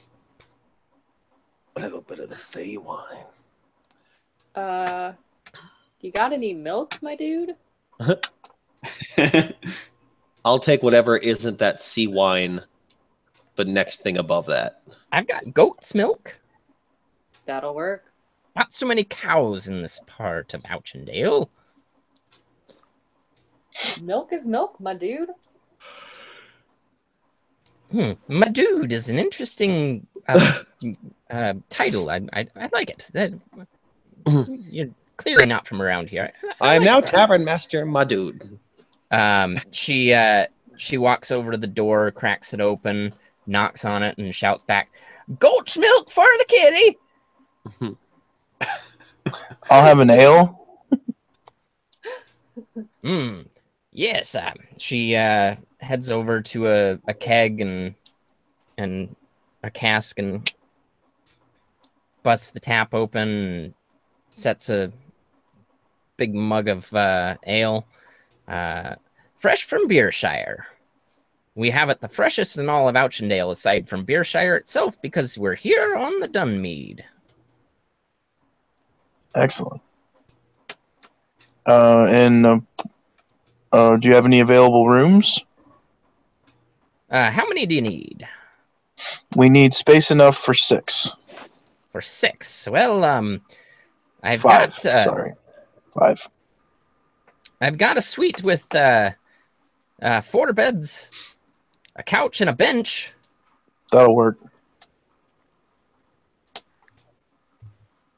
Just for the next what used to be night.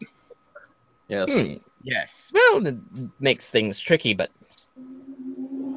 you know, if you're drinking and eating, I can give you the room for a paltry 20 gold. I'm gonna choke on my beer. I mean, that's like quadruple the price of what it should be, right? Yeah, that's pretty expensive. Yeah, that's fucking steep. She shrugs and she says, "You could always go over to Ye Old Farner, but you know, the ruffians are over there." Tell you what, I'll give you 10 gold for everything. Baths, food, and the room for the night. No. 20. I'm sure we can all pull our money together since there's 5 of us. It'll be fine. All right. I'm not trying to pull anything over on you. I've got 2 suites. The Old Farner's got a couple other suites. There's not much room in town. It's supply and demand. You know about economics. I recently learned what a lean is. Yes. We certainly have one of those.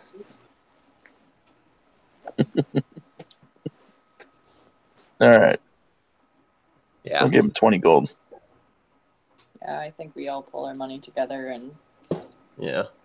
Throw some coins at her really angrily, like, "Peh." I set really. mine gingerly on the counter because I am not trying to cause a scene. I open the door and throw it outside in the dirt. No, put some on the counter. I mean, that's kind of I started. That's tapping very the Decoff, right? Be throwing money. Go get it, you bar wench. Out the fucking door. I mean, talk about dickish behavior. Yeah, no, not very Dude. Decoff. Somebody got up on the wrong side of the hammock this morning. Dickoth, more like Dickoth. Yeah. This is my new personality. I don't know what to expect in the world anymore ever since we brought people back from the dead, so now I'm Dickoff. You did that. You brought her back from the dead. I didn't mean to! I'm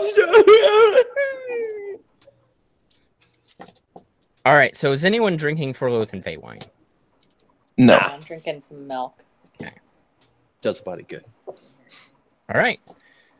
So unless you want to chat with anyone, you can have a good long rest. Fill your I wanna- bellies.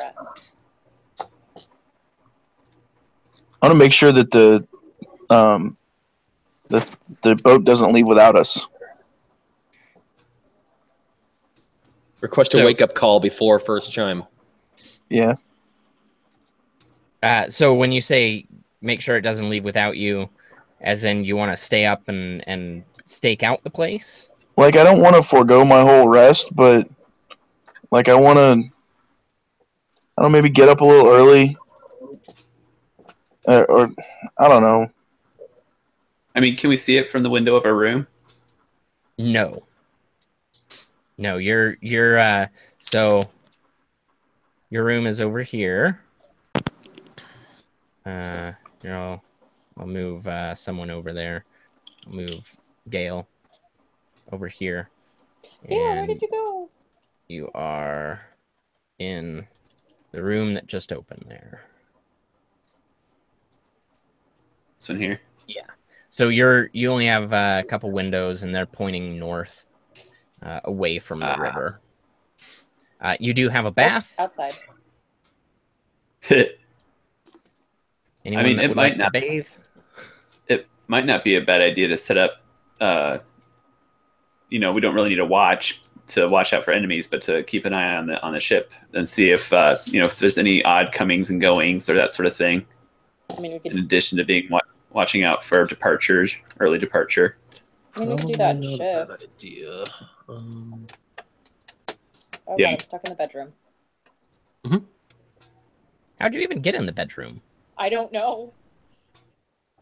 I'm stuck though. And suddenly, some creepy music starts to play. Oh, thank God. I'm free. That's just how it is, though. You look around and you're like, how did the cat get in here?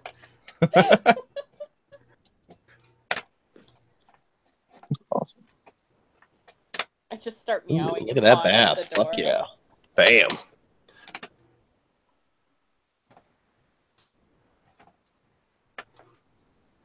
Ooh, Yeah, Sunshine and yeah. Decoth are gonna bathe together. Nope. Stay out of here. Nope.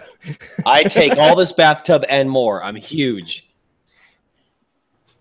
As a matter That's of what fact, she said. I transform into a smaller shape just so that I don't displace all the water and flood the entire room.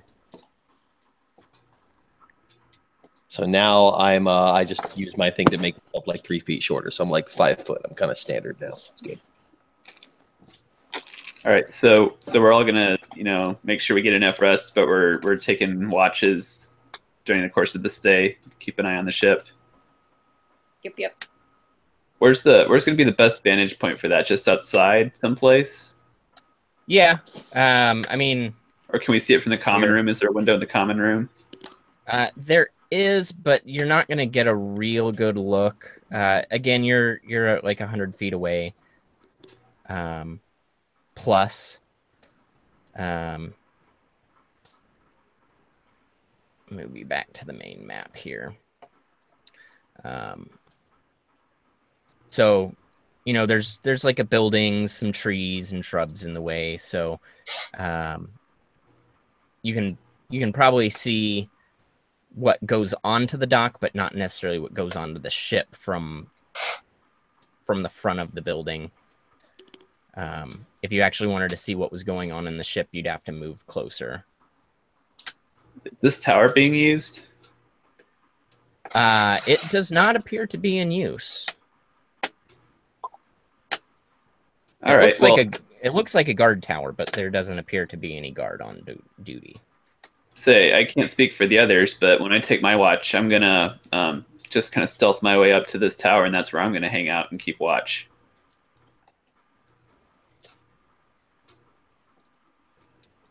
Okay. So, unless there's anything else you want to do, we'll go ahead and go through the night. So who's on first watch? I'm in the Gil, tub. It's not me. Gil, you want to take first watch? Sure, I'll take first watch. How long is that? 3.5 hours. Okay, cool. So, Gail, a few hours go by, and you're about to head back and signal for the next person. When you see, from kind of the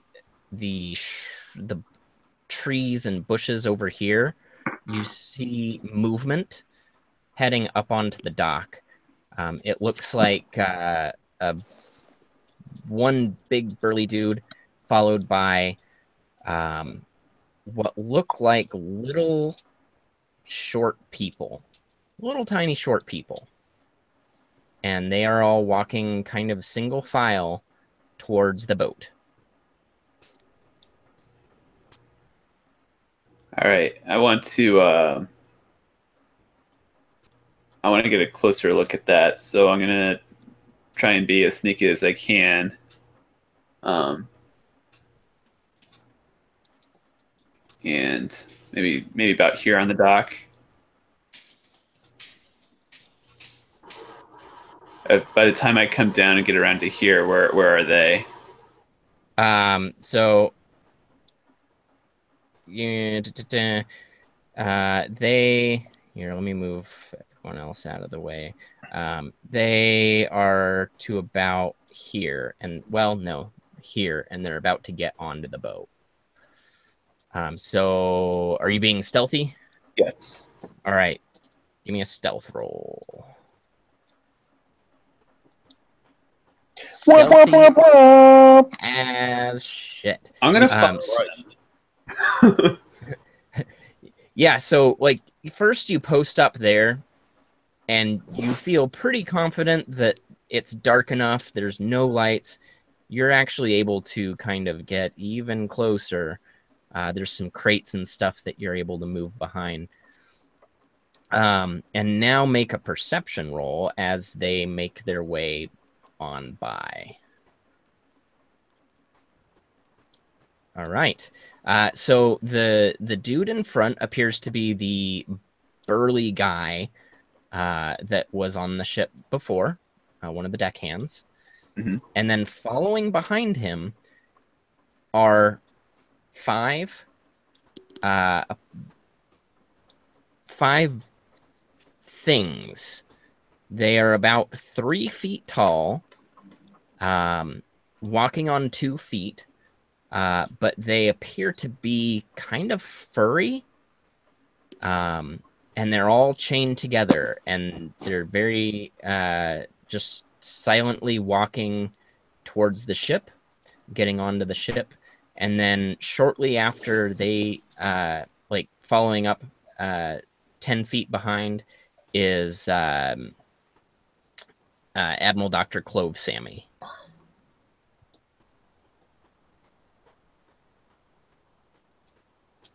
Well, that's certainly odd.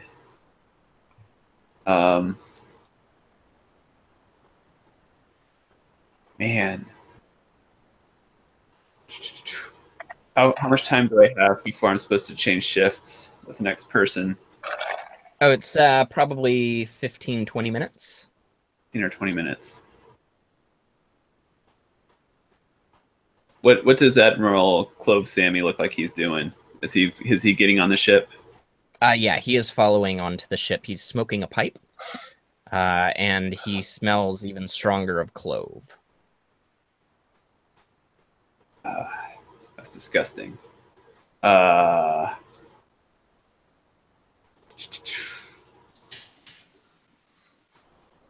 wanna try and see where those creatures are going. You see them head down into the lower part of the ship. Lower part of the ship. And yep. So if you want to see further where they're going, you're going to have to actually get onto the ship. Yep, I'm doing it. I'm gonna try and maintain my stealth and try and follow them. I want to see where they're going. All right, so Admiral Dr. Clove Sammy, he is stopped at the top of the stairs heading down into the lower part of the ship. So here, let me get you onto the actual ship map here. So I'm gonna move everyone else kind of out of the way. So you would be coming in from over here. Admiral Dr. Sammy is here, and he Cops is going looking. swimming. Yep. I figured get out of the way and at the same time enjoy a nice swim. Since I'm nowhere near this right now. Okay. You do notice one person. It looks like the spindly guy is towards the back of the ship. Burly dude is down below. Down below. So I'm still trying to be sneaky here, but it's gonna be tricky to get by him on the stairs.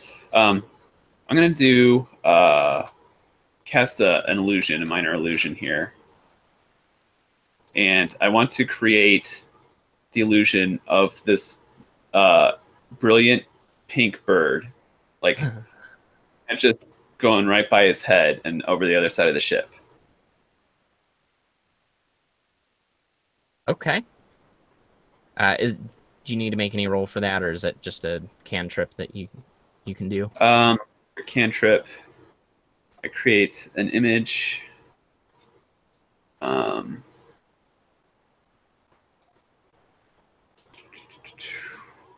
Or is there any save that he needs to make to?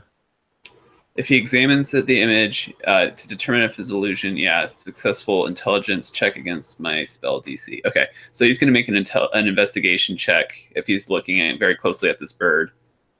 So it just depends, like if he's startled by the bird and follows it, or if he's gonna like stop and consider it. Okay. So are you having him fly towards this end or this end? Like the bow or the stern, or elsewhere. Well, I don't know if he would how far he'll follow it. I was yeah, I'll just have it let's see here actually. Yeah, I'll have the bird kind of appear over the side of the ship here, and it I'm gonna have it fly up into the crow's nest. Okay. What kind of bird is it? Is it a crow? No, it's the Estragalian. Yeah, Estragalian. Sweet. I was bothering so him before. He's definitely gonna take notice of it, and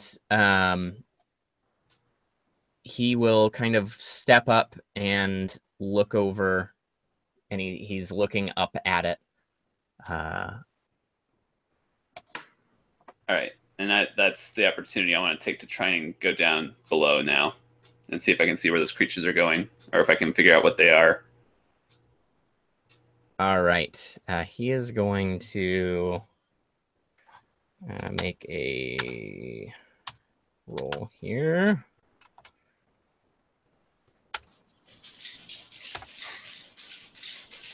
And he is entranced by this bird.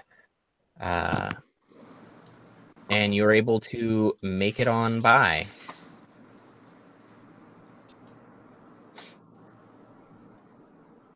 Hold on.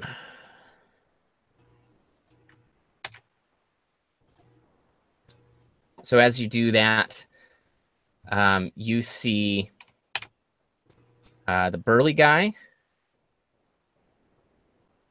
right in front of the door to the room. I don't think I ever found that. Where is this? Yeah, just give me a sec. Okay. So towards the bow, there is kind of a rectangle over here. Okay. And he is right at the doorway. And you hear him saying, now, Farthing, don't you say anything to our traveling companions about our additional cargo. You understand? And you hear Farthing say, oh, of course, yes, yes, yes.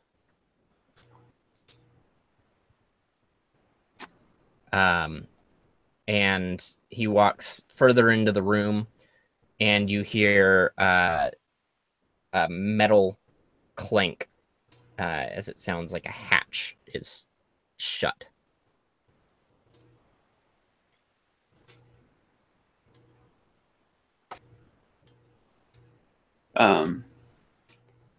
Looking at this door, does it have like some kind of mechanism that keeps it latched shut or anything like that? The door to the room, Yeah. it is open. The door to the room is open, so it's swung inward.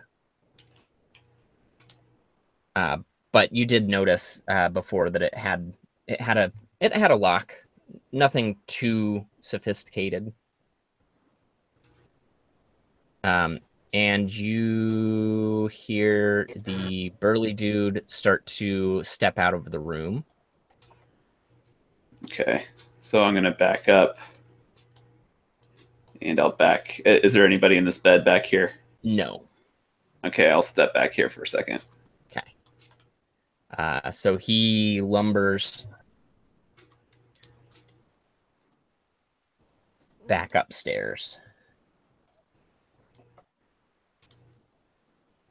All right, And is this door? door is still open, and you hear Firthing inside quietly weeping. Do I see? Oh, okay. The door's open here. Yep.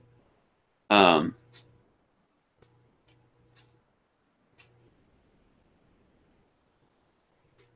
my vantage point, I see the thing on the floor. Yeah, you see a heavy metal hatch, cots on either side, and Firthing in one of the cots.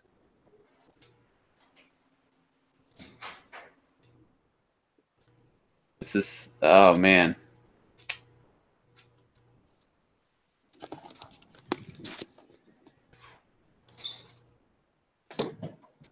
Can I make Gale's struggling with whether or not to reveal himself to Firthing. Hasn't done anything particularly to endear himself to me, but the sobbing is odd. So I'm wondering what kind of role I can make to see if Gale feels like he should go with his gut and talk to him or not. Maybe an insight. Yeah, insight will do. What is my gut telling me about this? You are getting that that Firthing is scared and really, really upset.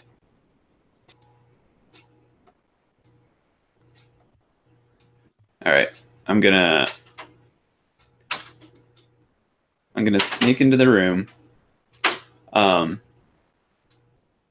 and gently kind of as I let go of my hold of the shadow here, I'm gonna kind of gently put a paw in his put a paw over his mouth. I don't want him to like scream or make a loud noise. And he does. He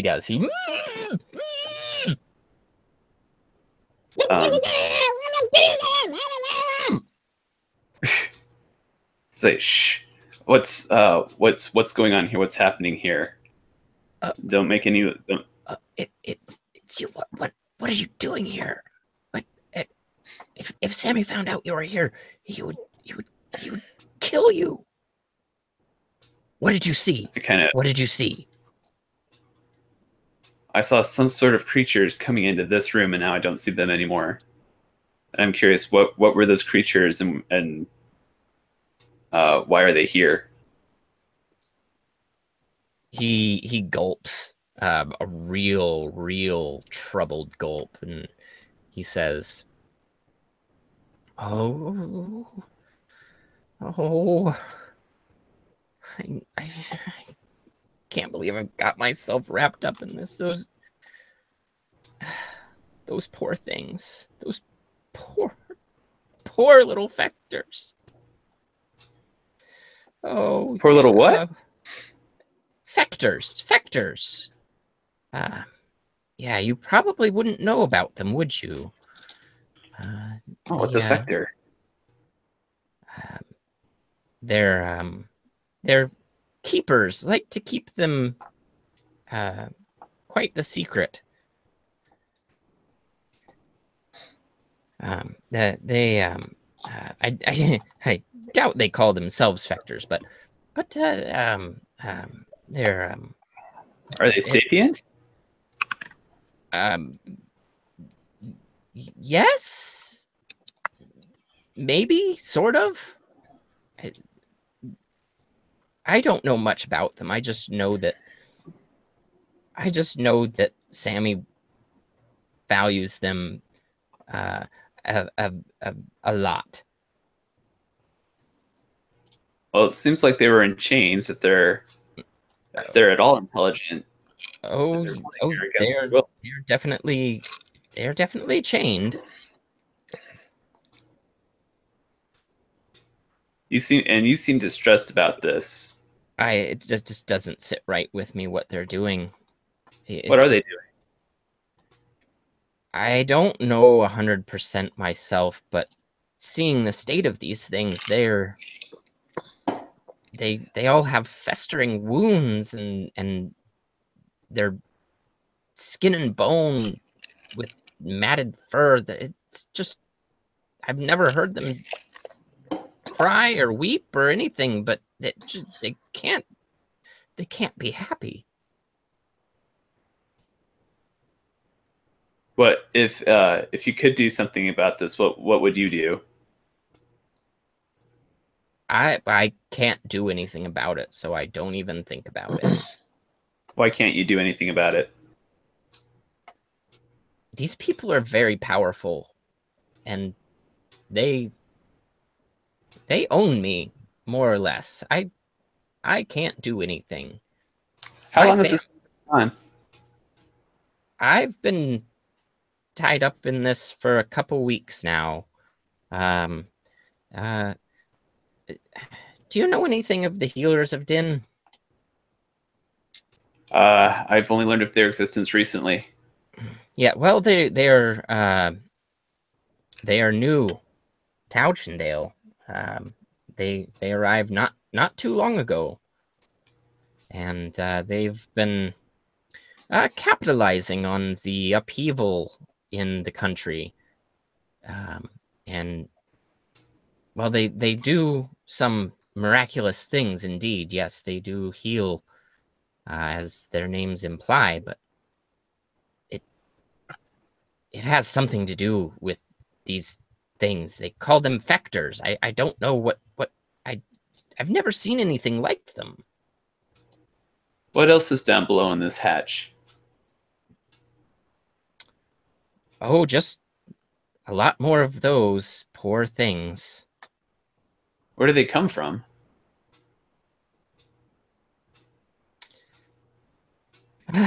They say from Dinwither. They just back in their homelands.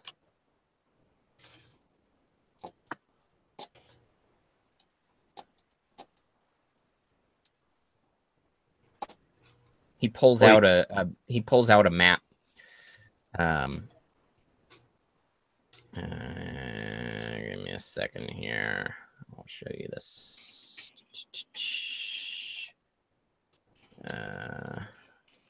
Nope.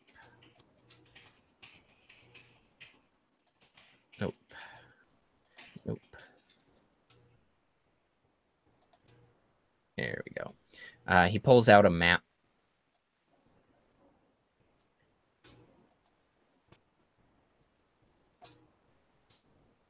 These people, the healers of Din, they say they come from Dinwither, down south.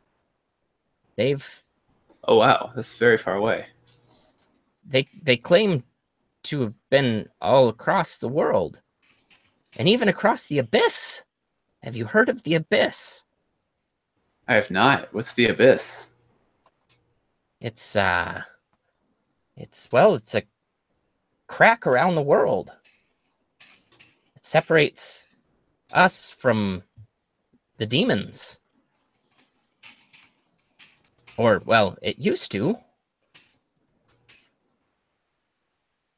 How have you come by this map and this knowledge? I stole it from Sammy.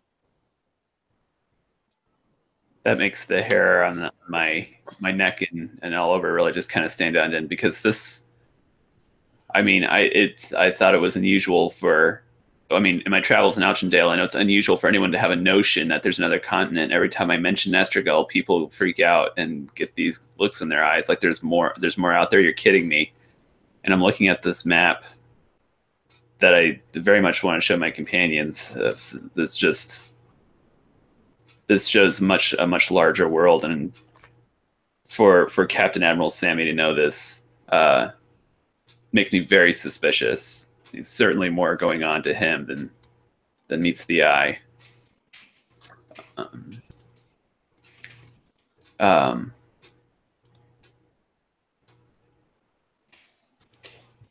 So where do we go from here? I know that you know about this. You know that I know about this. And we're supposed to continue our travels in the morning. Are you going to tell Sammy that I've been here? Oh, God, no. He would have me killed if he knew I let anyone know anything about this. I don't know how you got on this boat in the first place. I don't know how you're going to get off this boat. You let me worry about that. But, well, do you have any ideas of how I can help you, or how we might be able to help them below? Look, I'm a simple ship captain. I don't ask many questions. I understand. So let me say this: if I speak with my comrades, and if we could figure out a way to help, would you be interested in working with us and accepting that help, or would you cause problems for us? Well, I won't cause problems for you. I won't, but you have to understand that the healers of Din, they become very powerful in Hull Cove, and they've threatened my family, and they've promised me that if I do anything to sully their plans, that my wife and children, they'll be killed. I don't know how I can stand up to them. Well, for now, if you do you have any sort of key? Is there a key or access to get into this room?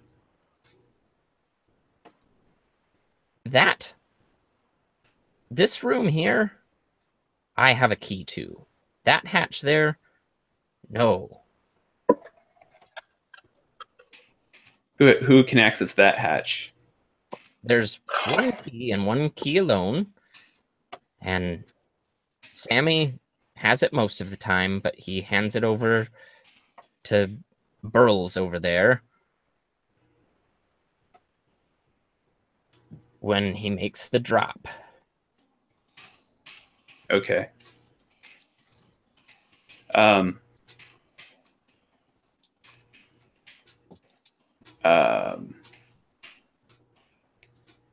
Well, we're gonna have to figure out how we're gonna get in and how we're gonna handle this.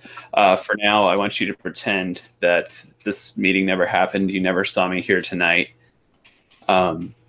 And would I be able to borrow your map? He rolls it up and hands it over to you. Consider this my act of good faith. I promise I won't say anything if you don't say anything. I don't want any trouble. I nod again and let him know. I'll communicate with him, or one of us will communicate with you once we've time to talk this out and plan. But I'm sympathetic. I hear what you're saying, and I'm also concerned for these vectors, and I think my comrades will be just as concerned. This all seems very strange, and if we can help, we will. Okay, okay. And then with that, I'm going to do the Batman thing and slip into the shadows again. All right. Give me one more stealth roll to get you out of here without being seen. Okay. Damn. You do that. Follow. You are able to get by. You see that Captain Sammy, Burls, and the spindly dude are all at the other end of the ship, having a conversation over the table. Okay. I'm gonna, as quickly and silently as I can, I'm gonna make my way back to the room in the inn to tag the next person. Presumably someone's who is going to be taking second watch. Oh, wrong map. I imagine I can. I'm probably well done with my bath. Yeah, because I'm gonna if you were sleeping, but if you haven't slept yet, if you're just coming out of the bath and everything, then I'm gonna A 3-hour bath. yeah. I am pruny. So pruny. I mean, when was the last time that Jakoth took a bath? It's true. It's true. And I'm a little smaller and everything right now. And anytime it started to get cold, I just like lit up a fireball. Like it was perfect. Probably had some like rose petals, a couple candles. Yeah. Like where is it? Trashy romance novel. I used flaming sphere and I just made it appear and I like dunked it in the water. I'm like, oh yeah. You guys just saw light cast into the door at any given moment. Like, what the fuck is he doing in there? So to Kath, when that's awake, I'm going to kind of give a quick and dirty version, talking to him real quick, but just let him know, like, I think, I know we need to rest, but do you think we should? I've just seen this crazy stuff. I've learned that we probably should absolutely not be trusting Captain Sam. We need to keep an eye on him, and it's like we need to talk to everybody and figure out a plan. I think before we get on board in the morning. I think it's worth having a conversation then before we get back on the boat in the morning. But at the end of the day, too, like it's the same as I said back when we got on this boat. I don't want to sound callous, but we're talking about the fate of the world. We need to get to our destination, even if it means overlooking things, I suppose. But we can definitely discuss it before we get back on the boat so we can decide if we need to take over or restrain people or whatever needs to go down. And the one thing I do want to show you though is like, I was working with talking with Firthing when this was happening, and he, as an act of good faith, he showed me this map, and I show that to Dukoth because this is kind of I feel like a mind blowing thing that the what is captain the captain of the ship that we are on right now would have this kind of knowledge, and I think that maybe that he should be a bigger blip on our radar than he perhaps was before knowing about this. What am I looking at here, Gale? So you've heard Sunshine and I talk about how we are from the land of Estragal, and what an incredible journey it was on an experimental ship to get across the Motion Ocean. Most of the time, these journeys aren't successful.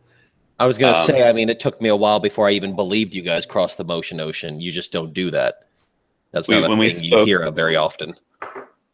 When we spoke with Kermit and he explained the origins of my my katana, he spoke of the land of Rect to the north, but I've never heard of any of these other places. It looks like the world's a much bigger place than I ever dreamed, and there's this place called the Abyss, which Firthing thought like was a crack in the world and separated us from the demons until recently. So, and he said that he stole this map from Captain Sammy. Admiral Sammy Cloves. So there's so much more to the world. My God. It's just like whoever this guy is, if he's either he's connected or has access to some incredible information. Yeah, this is knowledge, the likes of which, I mean, in all my time being alive, better yet, the adventures I've been on, people I've met, no one has ever even floated the idea of there being this much other in the world. This is absolutely mind-blowing. We definitely need to talk to everybody before we get back on that ship. You make a good point that we should be rested too, though. Yeah, in case anything goes south, we definitely should get our rest, and we need not raise any suspicion tonight. But before we go to the ship, we can get everybody up to speed, and then we decide what we want to do. We'll see what everybody thinks. Okay.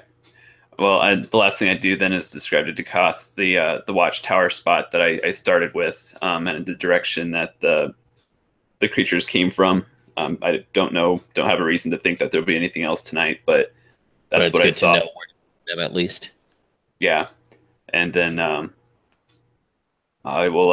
I'll go ahead and get my own rest. Then we'll continue the rotations like we planned. But we'll know that we have quite a bit to talk about in the morning. I agree. Well, cool. Then I will. Knowing that location and how good that kind of allowed him to see what was going on, I'll use that watchtower as kind of a lookout point for my duration, unless there's anything noteworthy that I should know about during that time. Yeah, no, nothing else really goes on. You can see movement on the ship. What looks like 3 figures on the upper deck, just kind of shuffling about towards the stern, and then eventually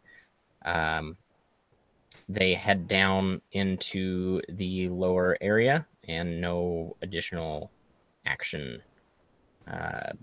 on the docks or really anywhere in town, as it's pretty deep into night. Well, okay. Yeah, apparent night. Yeah. Cool. Well, then if I make it through my shift on it just fine, then I imagine I'll go and wake Marcus for his. I don't think Marcus did, or did you start it out? I can't recall. Gale took first watch. You took Okay. second, so I'll take the third watch. Cool. So I'll wake you, and I'll keep it pretty short and sweet, so that you're not pretty much terrorized the entire time you're up. I'm simply going to say, Gale filled me in on some details that he observed during his watch.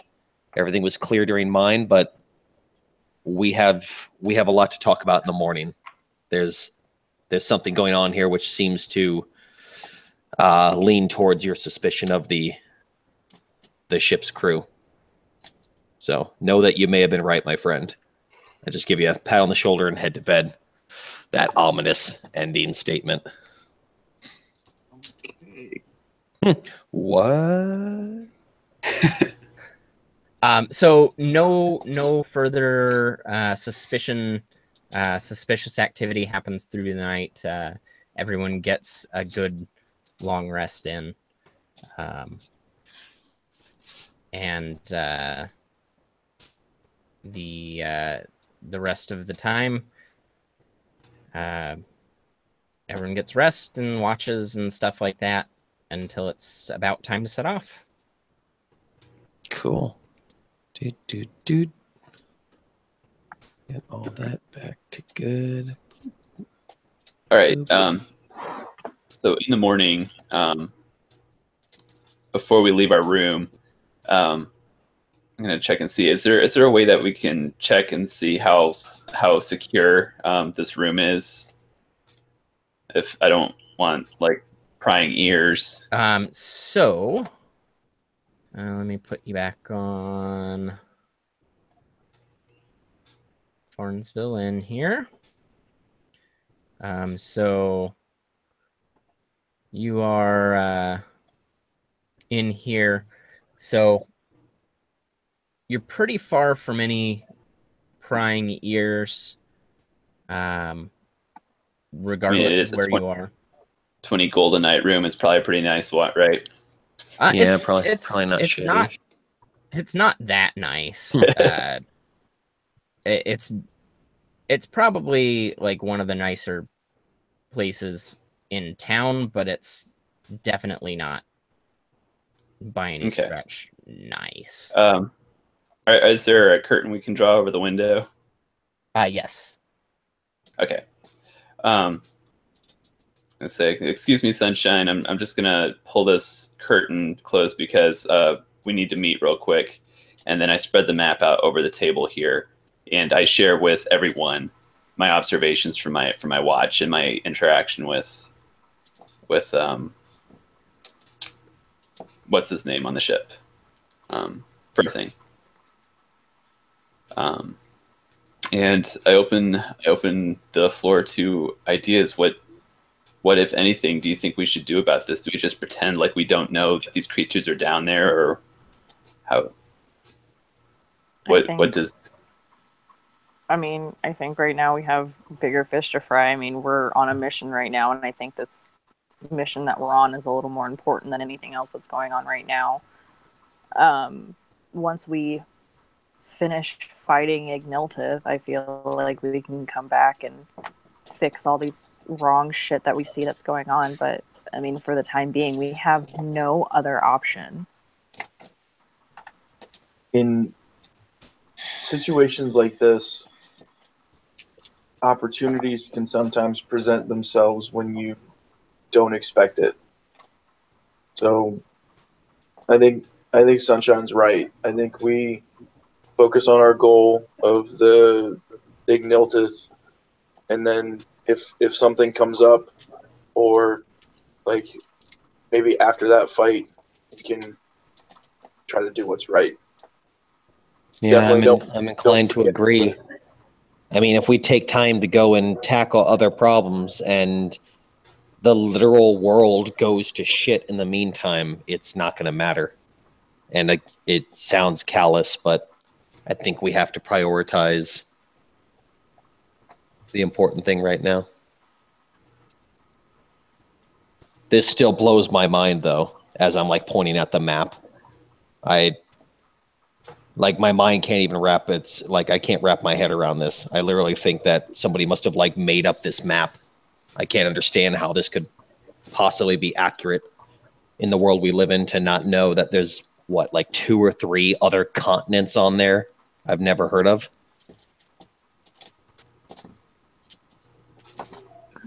I'm just concerned about how powerful or what's going on with Captain Cloves that he would have such a map. Yeah, if this is genuine and this is that level of knowledge, like you and I had briefly talked about the previous night, what else does he know? Like, right? And that's where I know. Oh, go on. Oh no, I interrupted you. Oh, you're fine. I wasn't going to say anything major. Go on.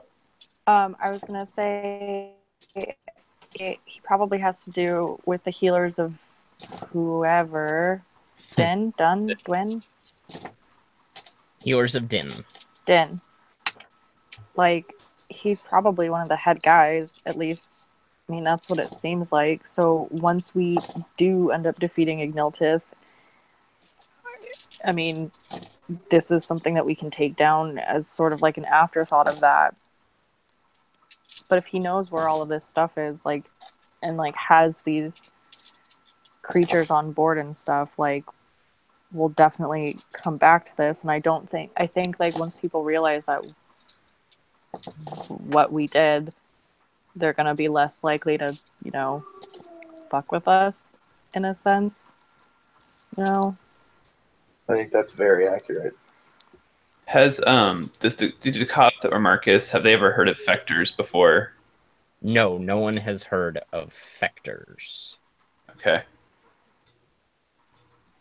All right. Well, I mean, ultimately, I'm gonna go with whatever the team decides. If we're gonna remain silent about it, and for things by giving us this map, he's assured that he's also gonna remain silent about it. But it's just voice my concern. It's gonna be hard to remain on the ship knowing that there's chained creatures below there against their will. I'm gonna want. If we're not gonna be able to help them out right now, I'm gonna not want to be on this boat very long because it's probably I'm gonna be more agitated than I was before. Well, and maybe it's something that once we're to our destination, maybe that's when we make a move on it. Because again, it sounds selfish to say, but primary goal is we get to our destination. If we then lose a little time liberating, the people of the ship, it wouldn't be the worst thing in the world. But if we do anything now and we prolong getting to our destination, make that any more difficult, say the ship goes up in flames somehow, we are really fucking ourselves. So, yeah, especially based off your concerns, since you actually met this person and everything, I'll more or less say something to the degree to you of like, I don't think you'll have to worry about inaction, but let's make sure we at least get our journey taken care of before we do anything about this. Because I don't like the idea of leaving this ship with chained captives either. But we got to get to our branching off point first. As much as a few poor, desperate creatures in bondage really, really is not okay with me, neither is the fucking world ending. Yeah. I know that's the continual thing I know Ducath is kind of reminding himself of, because the last thing I'd want to do is leave these people. No, I don't fucking The last thing I want to do is lose the, planet. So, yeah. Yeah. We'll if we take any action, it'll be once we get to our destination where we were going to get off. So for now, we just got to kind of tolerate the fact that these cocksuckers are running the ship the way that they are. Yeah. Right. So I roll up the map and I stow it with my things. All right. Just everybody knows what's what now. I don't have to fake falling over. Yeah, there you go. You had suspicions. They were accurate. Makes sense. You should always trust a sailor when he's on a ship. I've always heard that, that statement. Never doubt a sailor with sea legs. Also, never doubt a sailor's sea legs. There we go. That sounds good. Yeah, that's great. I dig it. What was that, Gale? You smell very fresh. You smell nice. I feel glorious. Other than the news that you've shared with me, which makes me feel rotten, I feel very good. I'm pretty sure that they had some different salts in there as well, and body scrubs. He's Maria from West Side I've got a nice jasmine thing going on, and up in my facial hair, I've got some nice sandalwood. It's very pleasant. You smell like patchouli. Is that patchouli I smell on you? It might be. It might be. There was a few things in there I couldn't pronounce, and pretty sure that's one of them. I feel pretty and witty and gay. I do a little spin as we start heading towards the boat. Like I'm very serious, and then all of a sudden, a little spin move. That's awesome. All after this dark news about slaves on a ship, and I'm like, well, I smell good. I think I'm going to keep Gale distracted up in the nest. Just like sit and talk and reminisce about home and stuff like that, just to like keep there his you go. mind Yeah, occupied. keep him from deciding to go to town on these motherfuckers early. Yeah. Good idea. Like my feather collection and talk about like where they all come from and talk to him more about the feather that I gave him and stuff like that, just to like keep his mind occupied. I'm going to try to keep to myself looking over the side of the ship, trying to channel the same stoicness I had on the earlier trip because I was so amazed by the water, and also because the last thing I want is one of them inquiring to me and I blatantly tell them the truth. Just smell yourself if you're just too. Yep. Yep. Do a smelfie. That's the nice thing is, it's not like it's like Invention of Lying style where somebody goes, "How are you today?" And I go, "We know about your captive slave." Like, it's not like that fucking stupidity. Like, that's the one thing I hate with the idea of like, in a world where people couldn't lie. Yeah, everybody's just blowing secrets and details like that. No, be more like the guy would have to say to me like, you'd have to give me more of a reason to kind of be like, oh, I can't lie, I can't bluff him. And then Mike says, "Roll initiative." Yeah. I go and I'm just like blatantly like, we're aware of the person you have in chains. There was a skeleton in a cage outside the boat. We totally should have known. Yep. See, that was the example there. Shit. All right, so you set off, and it's the same thing as the day before. The two deckhands are busy away doing something. You still don't know what it is they're doing. They're doing something though. The one wizard dude is back to you in a trance for things at the wheel, and Captain Admiral Dr. Sammy Clove is at the table rifling through papers, and this goes on for a couple hours. Grievously wounded papers. God, how the fuck does this guy like just shuffle papers and he's like, I'm learning over here.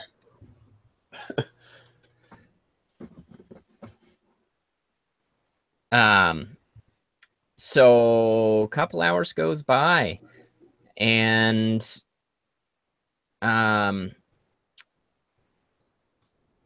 what is everyone doing right now? Couple hours in. Trying to keep distracted, looking over the side of the boat still. And partially really, enjoying the water once again, because it still blows my mind. Still like, yeah. Trying to stay out of the way in the bow. I think Gail and I would still be at the top of the crow's nest and just talking, chilling. Okay. Yeah. Is anyone actively looking out ahead? Oh, I mean, yeah, I'm like, I'm listening and conversing, but like every so often, I'm like walking a circuit and then laying down, and then walking a circuit and laying down, because I've got this like, my nerves are kind of on edge, with knowing what's going on and not know what's going on and all that. Right. I think Sunshine would also be doing the same thing. Okay. So I'm definitely paying attention from my crow's nest to see if there's anything interesting out there. Okay, so being up in the crow's nest, make a perception check with advantage. Ah, shit. God damn it. Hold on. I love how you actually put a crow's nest on top of the sail. That's awesome.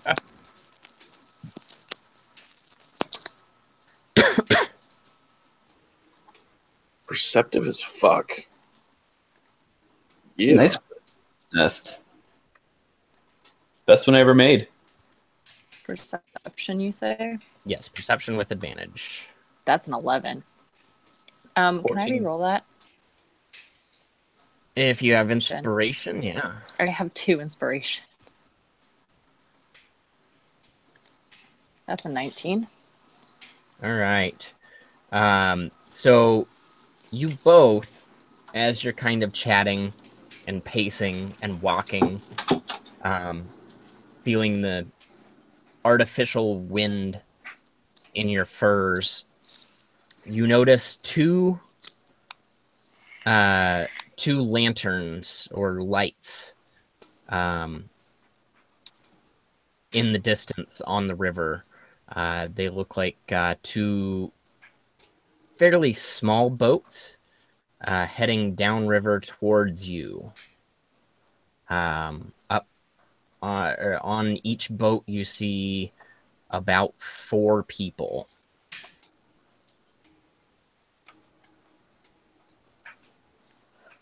Um, and they seem to be heading straight for you.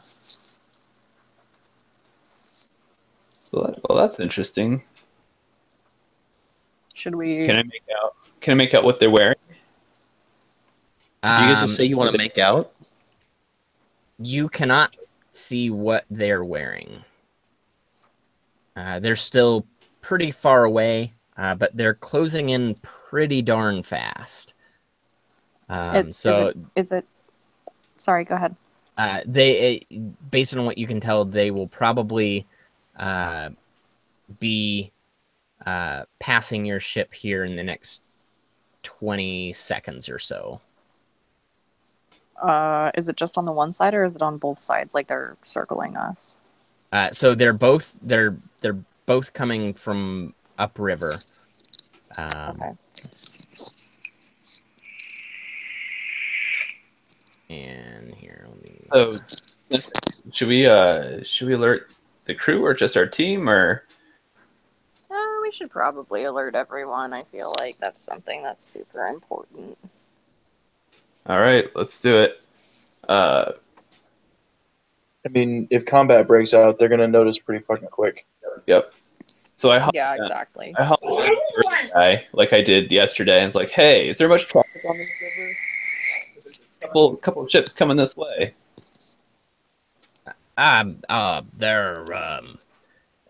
Every so often you see a couple fishermen out on the river, but usually these parts of the Dunmead, you don't see much of that. Why?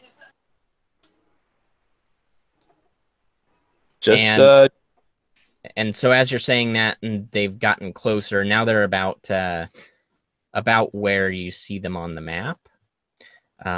You see on each boat 4 people, and they appear to have weapons drawn. Blades. I call down to the burly guy. What kind of weapons do the fishermen usually have? Mm-hmm.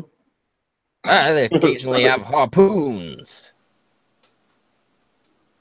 Why are you asking me these things? Because we got 2 boats heading our way and they have weapons drawn. What? What are you talking about? Look, dumbass. And so, yeah, one of the boats is heading directly for the ship. The other one appears to be coming up on the side over here. Forget about the burly guy. I hollered at Dakota and Marcus. Look sharp. That's a fair choice for them. I smell sharp. I can look sharp too. And you see the wizard guy. He's come out of trance. Firthing is hiding under the table, and the captain is drawing a scimitar. A scimitar. So let's get initiative going. Ryan fell asleep, by the way. I figured that probably happened. You might want to poke him so we can kill some stuff.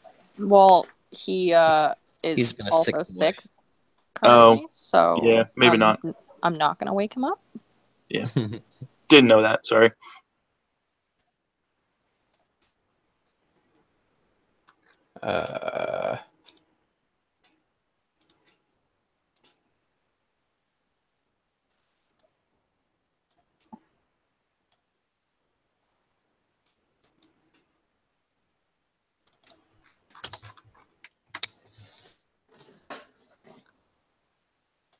Okay, Marcus is up first. Your sea legs finally get to you, and you step up, and you've been here before. These are pirates. You'd know this anywhere. Yeah, I've been waiting to do this since I got this. Make dexterity saving throws for these 4 guys. DC 15. You know where I'm going with this? Staff of Eglain is getting ready to cast Fireball on these motherfuckers. Oh, Oh, Jesus shit. Christ.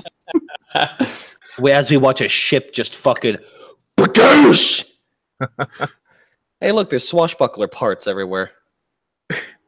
All right, so 18 on the first.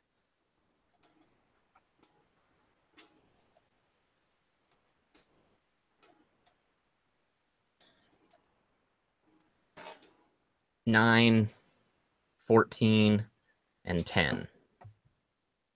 So 27 damage to everybody except for the Master Thief, and he takes half of that. So 14.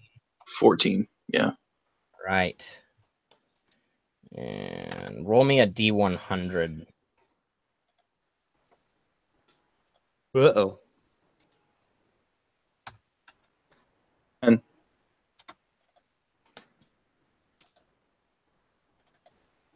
All right, you see the boat start to catch flame, but then it's doused by waves as the boat rocks back and forth as everyone screams in agony.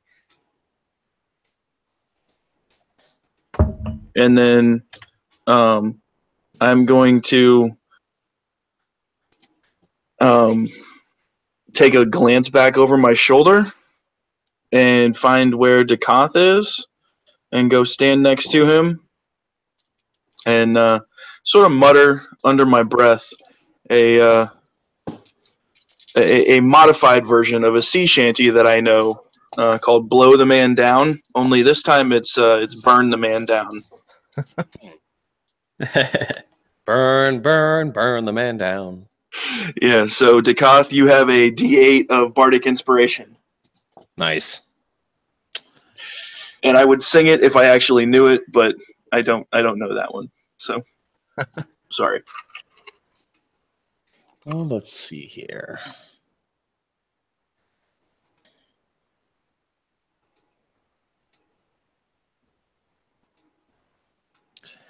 Let's take a look here. Yeah, that'll do. All right. So my turn. We'll go ahead and throw down with the little conjure animals. And we'll go ahead and let's see. Do we feel like bringing some bears into play, or do we feel like bringing some of my wolves in? Let's see which one can take some more shit on their own. Oh yeah, we're going dire wolves. So yeah, I'll drop 2 dire wolves onto this boat, just on each side. So one in shit. front, one in back. That way they can hopefully get advantage on their attacks. If not, then they can be side to side. I don't know how it'll work in that kind of diamond shape. They will not get advantage. Wait, here, what's solely happening? because there's not a whole lot more room on that. Oh, there you boat. go. They They're have gonna have a hard advantage so time. long as they're within 5 feet of each other. Is that like a 10-foot gap in the middle? Yeah. Okay, so yeah. Okay, that's fine. Yeah, dire wolves. What up? Arr! I'm just imagining this boat full of pirates being like, holy shit, at least we're not on the boat that just burst into flames. Yeah, one guy hit with flames, and all of a sudden, like fucking wolves. And they're like, whole boat that size. And Dakoth, let me have you roll a D100 at this point. Okay. Everybody knows 51, man. Okay, you see the boat that you just dropped the dire wolves on just tip violently back and forth and almost capsize. Fuck yeah. But the dire wolves kind of pounce down and stabilize the boat just enough. Beautiful. When do you want me to have their turn go? On mine, or should we throw an initiative number out for them? Up to you. They can go on yours, or they can be rolled into initiative. Okay, I'll just go ahead and I'll just have them go at the same time as me. That way it's easier to do. Cool. So let's see. I think you told me before if I hold down Control click, Shift click, Shift click. There we go. All right, let's see. Let's try for this. That's one of them. And 18 hits. And just as long as we're here, this is the other one. Ooh, 12 does not do hit. so well. All right, so the first one, which I imagine I kind of pictured when I was rolling, is kind of that one in the bow of the ship. He'll hit the nearest target, so probably that one there. Okay. And let's attack. Cool. 12. Oh wow. Ouch. Yeah, they do some decent like damage. Like their attack is what is it here? It's a bite. It's a 2d6 plus 3. So yeah, it has the potential to max out at what, 15 damage then? Yeah. Not too bad. That's the nice thing, at least about the bears, is that they have kind of multiple attacks, but these guys can take some more shit, and if they get close enough, they'll automatically, just for being near each other, get that advantage. So I dig them. So the swashbuckler that just got a hunk of flesh bitten off of him, he says, "Arr, no! Yar. Yar, no!" Yar, yes. I shot across the water. All right. Is that it for Dakoth? Yeah, that's all I can do. Okay. I think that's enough. Well, next turn, while I'm concentrating on them, I'll also, fire a bow shot or something. At least, concentration like that. The boat down on the southern end moves up and kind of jimmies to the side here, and the apparent leader will jump almost straight up, doing a vault over the side of the side of the boat, and will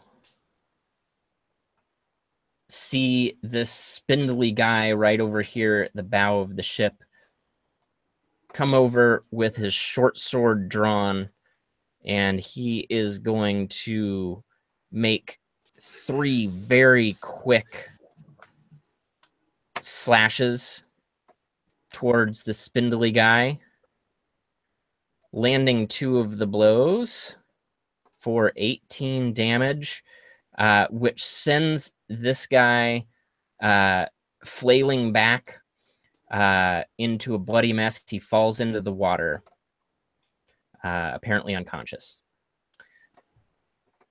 And the leader says, "Get into the hold. That's where they be."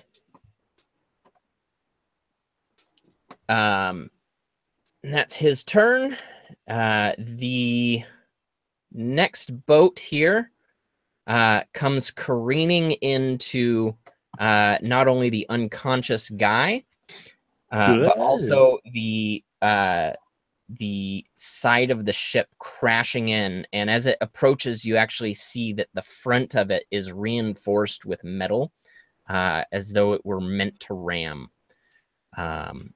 And it breaks into the side of the ship, letting floods of water go in, and also breaking a large enough hole to where, should these pirates get past the direwolf, who has just been smashed into the side of the ship, for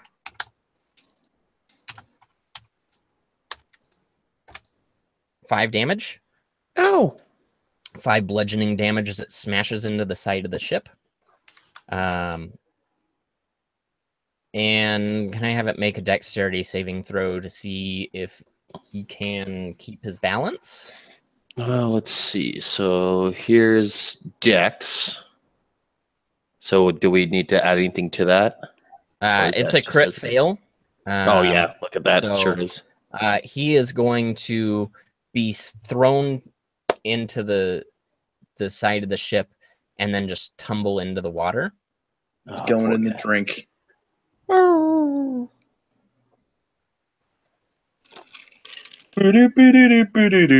Floating next, he's floating in kind of a pool of blood as the spindly deckhand just floats there. Oh no. Down river. The let's see, I'm gonna make dex saving throws for all of the pirates. Swashbuckers. One. Let's see, 1, 2, 3. Yeah. So this one tumbles out into the water, while the others maintain their footing, and they all try to scurry into the hold of the ship, which will provoke opportunity attacks. An opportunity attack from the dire wolf. Yes. All right. Let's see. Boom, boom, and boom. 19 hits. 9. Chomp, chomp, motherfucker. Okay, he just pulls his arm away, and they are now inside. Oh shit! The ship.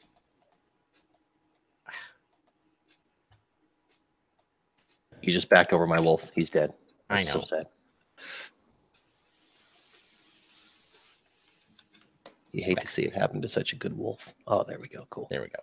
Okay. So it is gale of wind. No, sorry. I deleted one of these guys. It was at a 9.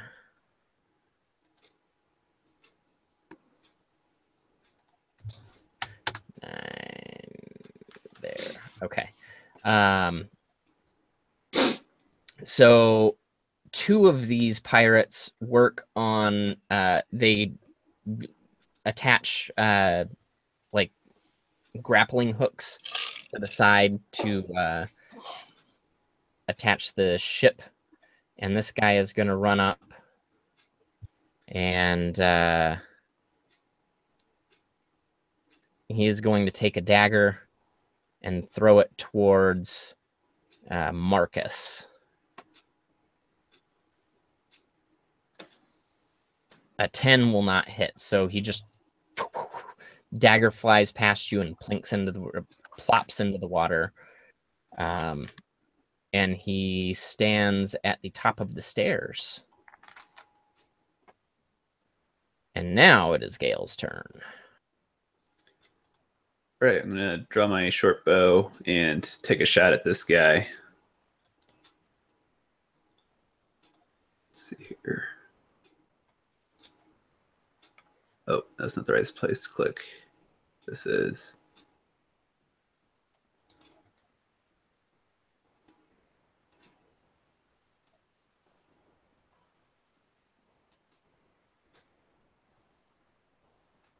It's a 21 hit.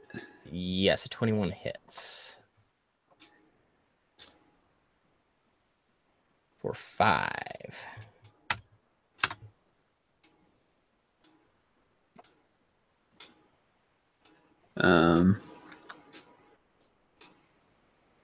Man, I suck with a short bow.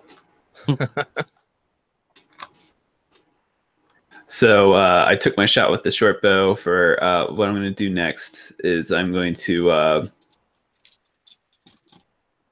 I'll draw my katana and I'm going to jump out of the crow's nest down to the deck below, and I've got a slow fall reaction. I'm gonna Okay. get you. Cool. You do that. So, and that just reduces damage I would take from falling. Okay. I mean, go ahead and make an acrobatics check. Okay. And DC 10, you make it down. No problem. Okay. Oh yeah, you land very nimbly like a kitty cat should. Doing fucking cartwheels with a 21. And I also do a nice little intimidating growling roar and strike one of my most intimidating martial arts poses with that katana out. Wonderful. Yep. Pocket full of sunshine. All right, give me just a second.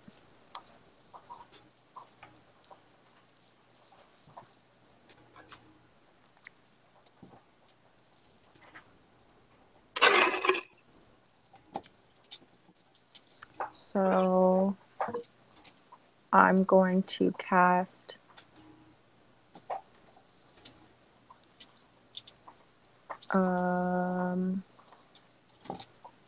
so I guess I'm gonna jump down from here. Okay, if you're jumping, give me an acrobatics check. Be a fucking kitty. Good Kitty luck meow. for me. Kitty meow. First, these dire wolves like appear out of nowhere. Now they've got these two giant cats. Just They're like, did he summon those two? Fuck. Using my inspiration to reroll that. That's not Okay. any better, but whatever. That'll be 12, good enough. I 12 bet. gets it. You're good. Cool. So I'm going to use. So then I'm going to move here. Hold on. Yeah, that'll be fine. Actually, God damn it. Here and use insect plague. Ooh. What is that? Is it a plague of insects? Swarming, biting locusts fill a 20-foot radius sphere centered on a point you choose within range. The sphere spreads around corners. The sphere remains for the duration, and its area is lightly obscured. The sphere's area is difficult terrain. When the area appears, each creature in it must make a Constitution saving throw. A creature takes 4d10 piercing damage on a failed save, or half as much damage on a successful one. Like, 3 of these fuckers went down in the hold, right? Yes. I just imagine you, like, opening the door, just like, me, send, like, a whole fucking swarm in after him. A But creature must probably handling also the guys up here. a creature must also make the saving throw when it enters the spell's area for the first time on a turn, or ends its turn there. So, and it lasts for up to 10 minutes. that's about one of the scariest spells I've heard described. Yeah, that is like. So I don't know if you guys have seen the original Mummy. Yeah, there you go. That's basically what you're about to cast. It's literally going to look like your cat face, too, like he did in the sand as well, and in the bugs. Just Like coming that right should at him. give me nightmares for months. Jesus, that is awesome. When the fuck did you get that, Chelsea? When Is I that- hit level 9. Okay, yeah, I was going to say, I'm like, that's got to be your new, like, cool ass Yeah. spell, like me summoning a fucking elemental. You're like, yeah, I can bring in a swarm of badass fucking bugs. So Ugh. so it's gonna be like this way, and then this way. So it gets from here Yeah, give me a second here. Does Fair. it affect only targets you desire, or is it like an elemental thing where anybody within the cone is fucked? Anyone within the cone is fucked. Okay, cool. So don't send my wolves screaming into it. Got it. Correct. Oh, God. This is going to be awesome when he puts it all over the screen. Giggity. Ah, that's cool. I don't see it, but I'm still upstairs. It's like 20 by 20 by 20. It's Oh, my fucking God. awesome. Holy shit. Wow. Okay, so you want it like there? Well, I couldn't figure out where I was, so I guess I'd be right here instead, and then it would go down and then over here. So where you stand right now is actually down below. Oh, So that's like a sunken in area. So So you probably want to be on those you could steps. be like right Sarah. there. Oh, there you go. yeah. You And can hit the then- majority from there. Yeah. Because I can center it wherever, or I can like cast it within range wherever. So I would cast it right where it's at. Yeah, you could go there or If you there. So you could hit all but one. yeah, let's do that. Okay. So Constitution saving throws. Yes, sir. Or take 29 damage. Oof. Holy shit, yeah. 29 piercing damage, all those little stingers. Ah, cha, cha, cha, cha. That's fucking brutal. 4d10. Okay, so there's that guy. Chelsea's making me wish I brought my fucking water elemental to play. And Christ. 2. All right, so this guy will save. This guy and this guy will not. So 4d10. yeah, give me just a second. I mean, she already rolled it. Is that what the 29? She did. Okay, yeah, she did. Okay, Yeah. Yeah, the 29 piercing damage. okay, yeah. Probably Sorry. So 40, these- right? So the two swashbucklers take 29 damage, and then the Master Thief takes half. Fucking Christ. Yeah. Damn.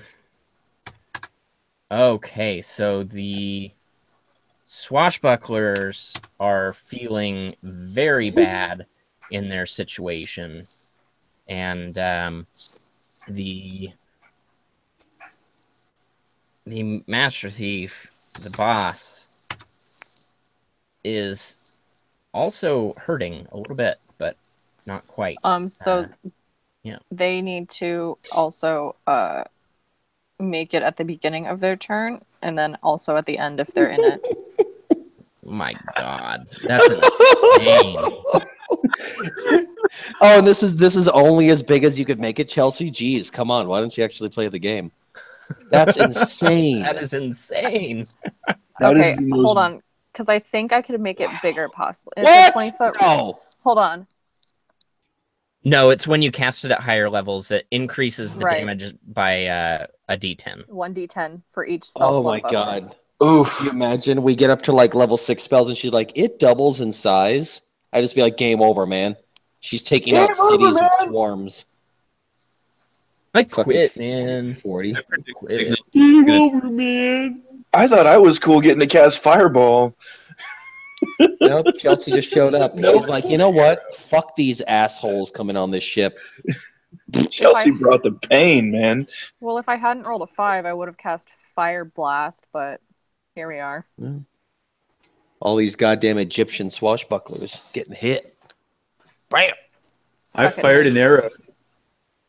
Yeah. Your fellow Tabaxi decided to just barely one-up you. You shot an arrow and she brought on a plague. Of locusts. Mm-hmm. We shouldn't piss off, Sunshine. Probably not. Probably. What's Fire Blast? Is that a question? Yeah. What is Fire Blast? Give me just You have a move second. called Fire Blast. Uh, That's one of the strongest moves, Fire type in Pokemon. Fire Blast. no, it's You only get 5 PP of that. Hold on, it's Flame Strike. I'm sorry, I couldn't remember it. Okay, I can look that up because I tried to look up Fire Blast. I was like, that sounds fucking awesome. That's it. Time for some homebrew. She's gonna have that move. I mean, that one's still. That's what I was thinking. Is it's the 10-foot radius cylinder, 40-foot high, blah blah blah. I got those two mixed up. Yeah. 4d6 fire damage and 4d6 radiant damage on a failed save. I mean, that's pretty badass. The swarm of locusts is like fucking scary, Yeah. Mhm. Just imagine what would happen if I set the whole thing on fire. right? I'm just still blown away by the beginning and end of the turn. Like these people are gonna start choking on locusts. Yep. Good. Good. I was just so good. All right. Well, Chelsea, is that it? Yeah. Wow. Yep. All right, Do you Marcus. want me to do more? Marcus, one up that. Not gonna happen. So I am going to take a pot shot at the Master Thief, and I'm going to roll my longbow here real quick. Oh, Damn, you getting some extra fight damage. Yeah, that definitely hits. God, I love that it auto calculates crits too. That is so money.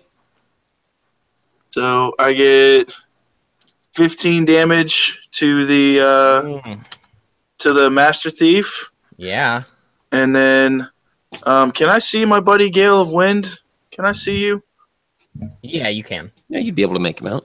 Where you at, bro? I'm right here. I'm on the ground. Okay, my roll 20 is locked up, so I'm gonna have to reload it here. But I did, while everybody else was going, I looked up the lyrics to "Blow the Man Down." So,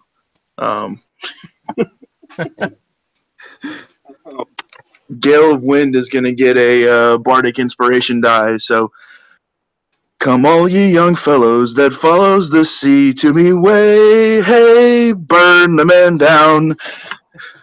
Yes. You get a D8 for bardic inspiration. And you get an inspiration. And I have to reload roll 20. So that's my turn. All right, Dakoth.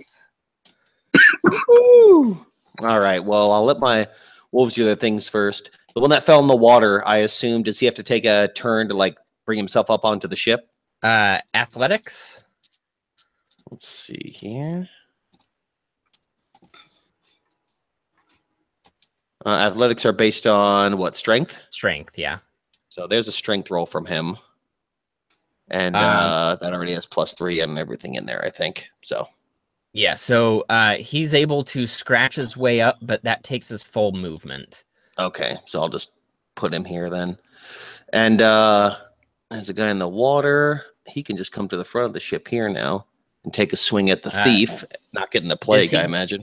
So is he going up onto the top of the top deck, or is he going inside? Oh yeah, that's actually into the ship, right? Yeah. So yeah, I'm gonna say I imagine he would come along this and then kind of try to come up onto the top of the deck. Okay. That way he's near the leader. Okay. Cool. And then he'll go ahead and attack. And now that he's right next to his buddy, he will get the advantage, which is fucking money.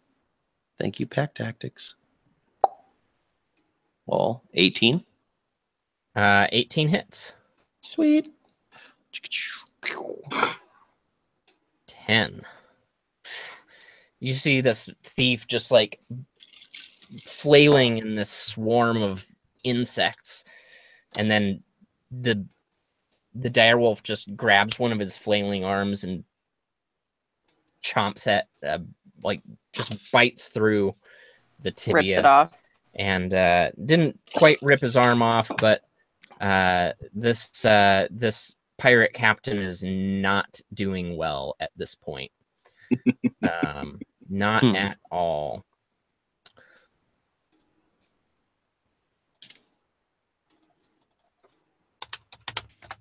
Oh yeah, and I guess I forgot. As long as I'm concentrating, I can still do standard like attacks. Can't you still like fire with a bow while you're Yeah. concentrating? Cool. Yep. So yeah, I'll go ahead and also just fire then. Where the hell? Oh, I lost my character sheet. There we go. Back to there. So yeah, that way I can keep my distance. I'll use my longbow. Cool. It's gonna aim at this guy, so I assume I hit him. Okay, yeah, that hits. And there's 4 damage, so it's something. Just Oh, man. Yeah, your arrow pierces directly through the neck, and by some grace, this pirate is still on her feet as she's just slapping at these insects that are just everywhere, poor fighting miserable piece of shit. fighting for her life to not be consumed. But now she has an arrow through her neck. Not looking good for this pirate. Oh, and I can't wait till the beginning and end of her turn, thanks to Chelsea's madness. Yeah.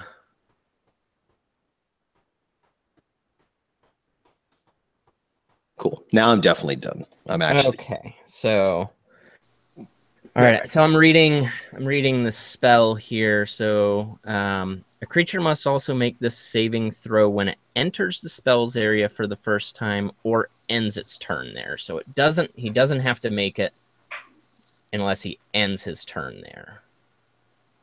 My apologies. All good. Makes me wish I had a restrain spell to keep him in it. Yeah. Now the I unfortunate have freedom thing, of movement, but Yeah. the real unfortunate thing is that he is engaged with this dire wolf. So in order for him to leave, what he is going to do is he's going to use his oh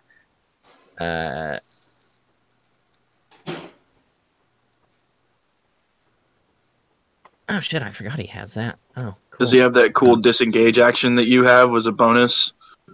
Yes, so he can actually use a bonus action to disengage. And he's going to disengage and jump down into the boat down here. And he is actually going to grab oars. Well, right before he grabs an oar, he's going to take a light crossbow, and he is going to shoot it at this dire wolf.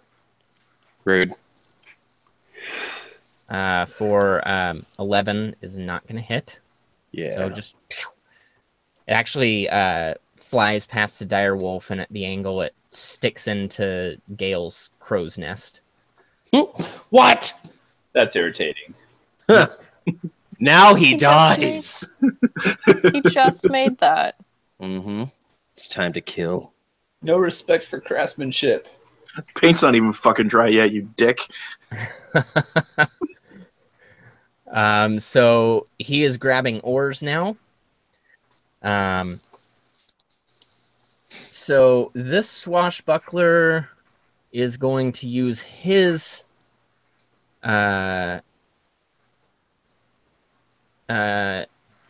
bonus action to disengage and jump to the end of this boat. Check out these motherfuckers. You hear the pirate captain shout, "Bring him on! Bring him on!" And you start to see the other pirates that went in to the hole. You better not come out with those chained up people. They are coming out with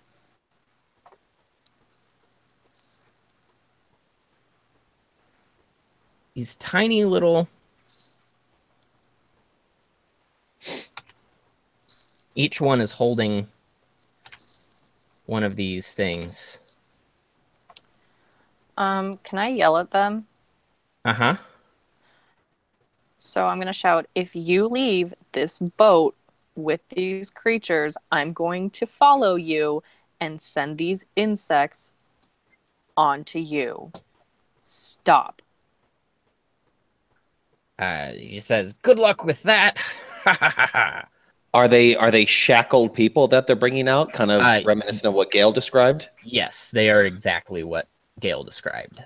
And I would also add, in addition to that, with Sunshine yelling, I'll be like, if you're here to save those people, we are not enemies.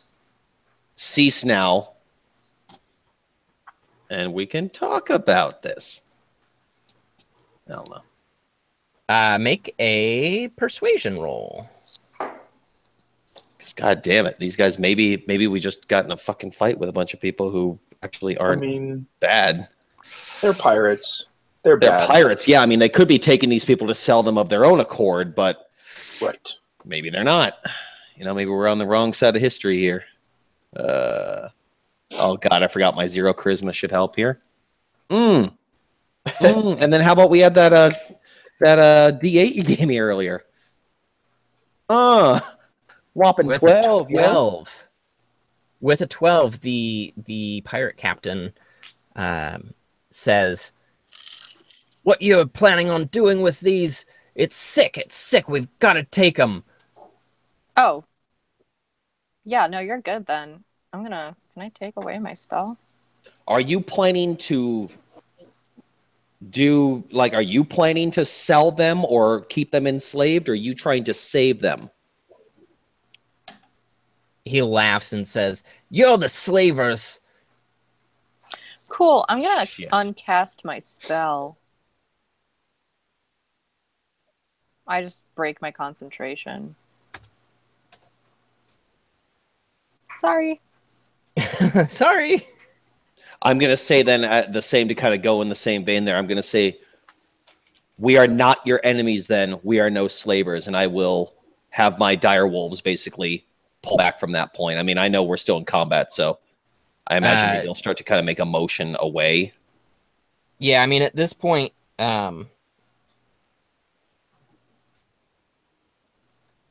we can kind of put initiative on hold, but Dr. Admiral Clove Sammy. Dr. Clove Sammy. Sammy Clove. I like that one better. So cool, then, yeah. If we're kind of putting that on hold, I'll pull him back. I like that it changes every time we say his name. Literally every single time. Yeah.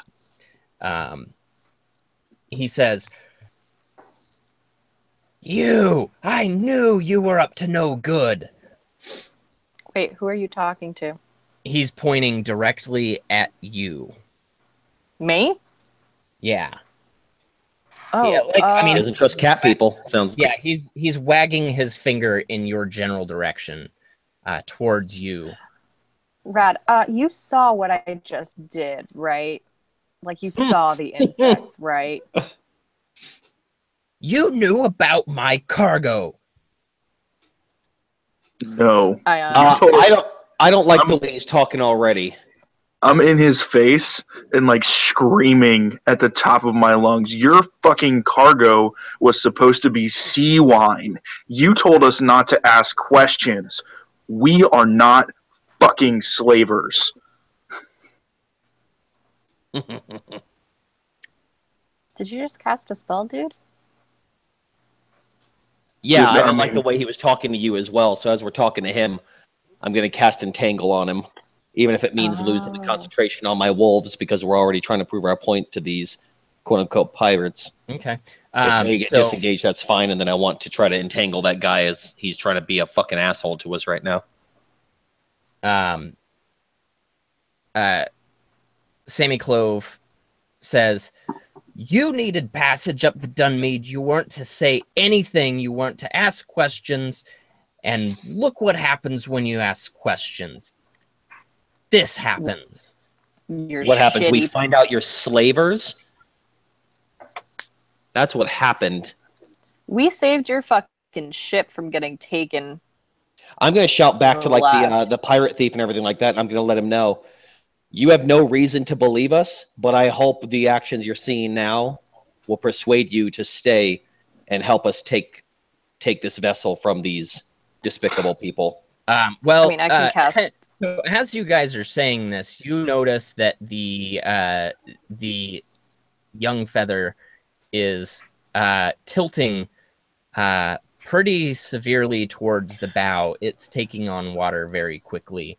All right, Off of cool. that I'm giant gonna hole. just cast mending real quick on this bad boy. It's not gonna work. Yeah, mending is, you'll see there, as long as the break or tear is no larger than a foot. So, I mean, it's a cantrip. I can go like foot by foot. well, I mean, there's still a boat crammed into the hole, so yeah, there's not going to be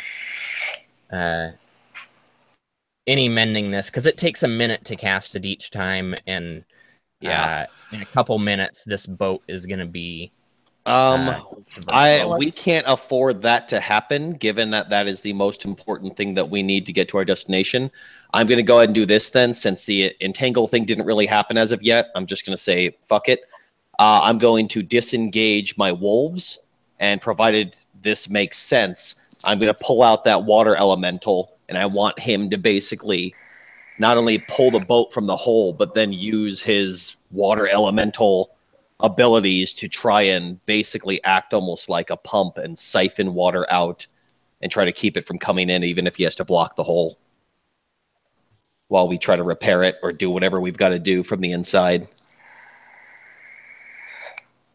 Hey-o! There he is, my boy. Hey-o. So the pirates are going to protest you taking the boat out because they're still working on getting the little, as you know them, Fectors out. Well, then while this is happening too, I'm going to be shouting to them, we will help you take these people off this ship, but we need this ship to stay afloat. We're on a mission of dire importance, and we are not slavers.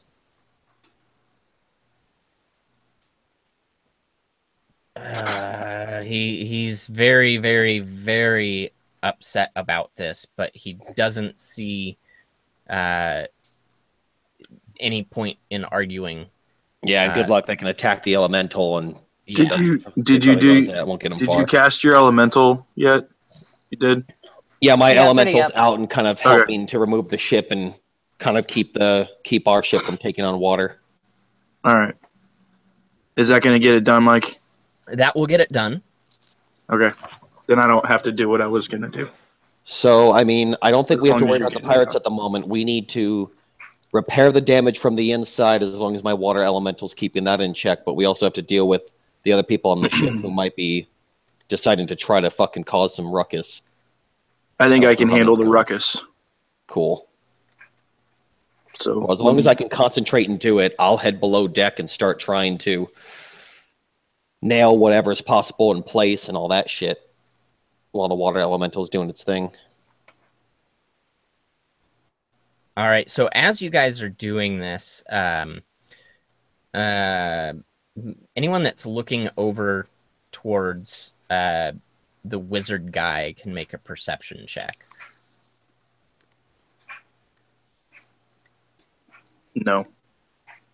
I mean, I'm not doing that. I'm still on the other side of the sails here. So that's gonna be this guy. That's a 19. You see his eyes are back rolled in the back of his head, and he is mouthing something. Oh, shit. Oh. Yeah, dog. I'm gonna.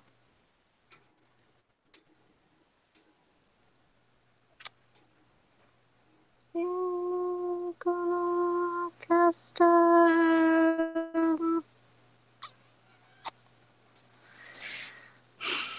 So I'm not me anymore? You're not what? I'm not me anymore? Okay. I cast polymorph on myself. Are you back into a fucking bugbear? I'm not an owlbear anymore. I'm a young bronze dragon. Have you seen one of Whoa. those? Jesus fucking Christ.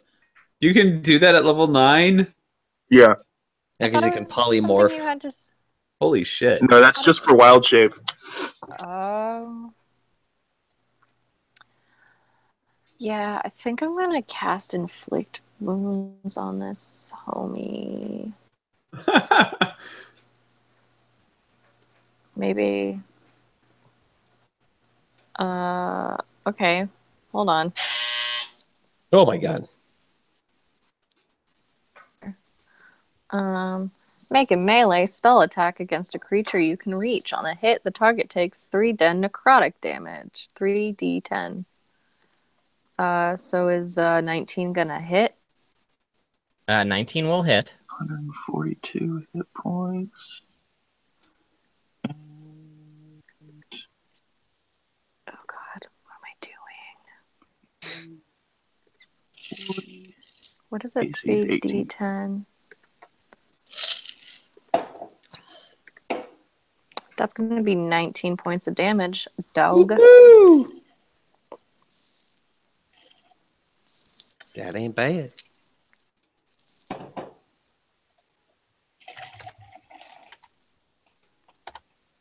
All right. Okay. He seems virtually unfazed as he continues chanting, and make a religion check as you are standing near him. Oh man. Gotta tell ya, I don't think my religion modifier is gonna be that great. It's not. It's wisdom. It That's should a be. 5. It's intelligence, and I'm not that Oh smart, my shit, dude. that's right. My bad. Yeah, you he is speaking in tongues. Are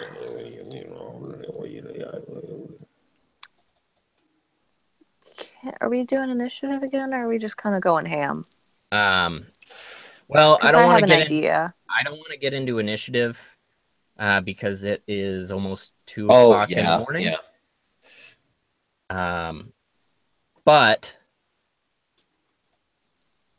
we can say this, that I'm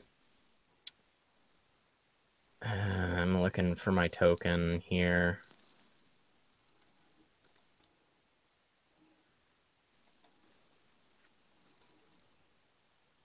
Trying to find it.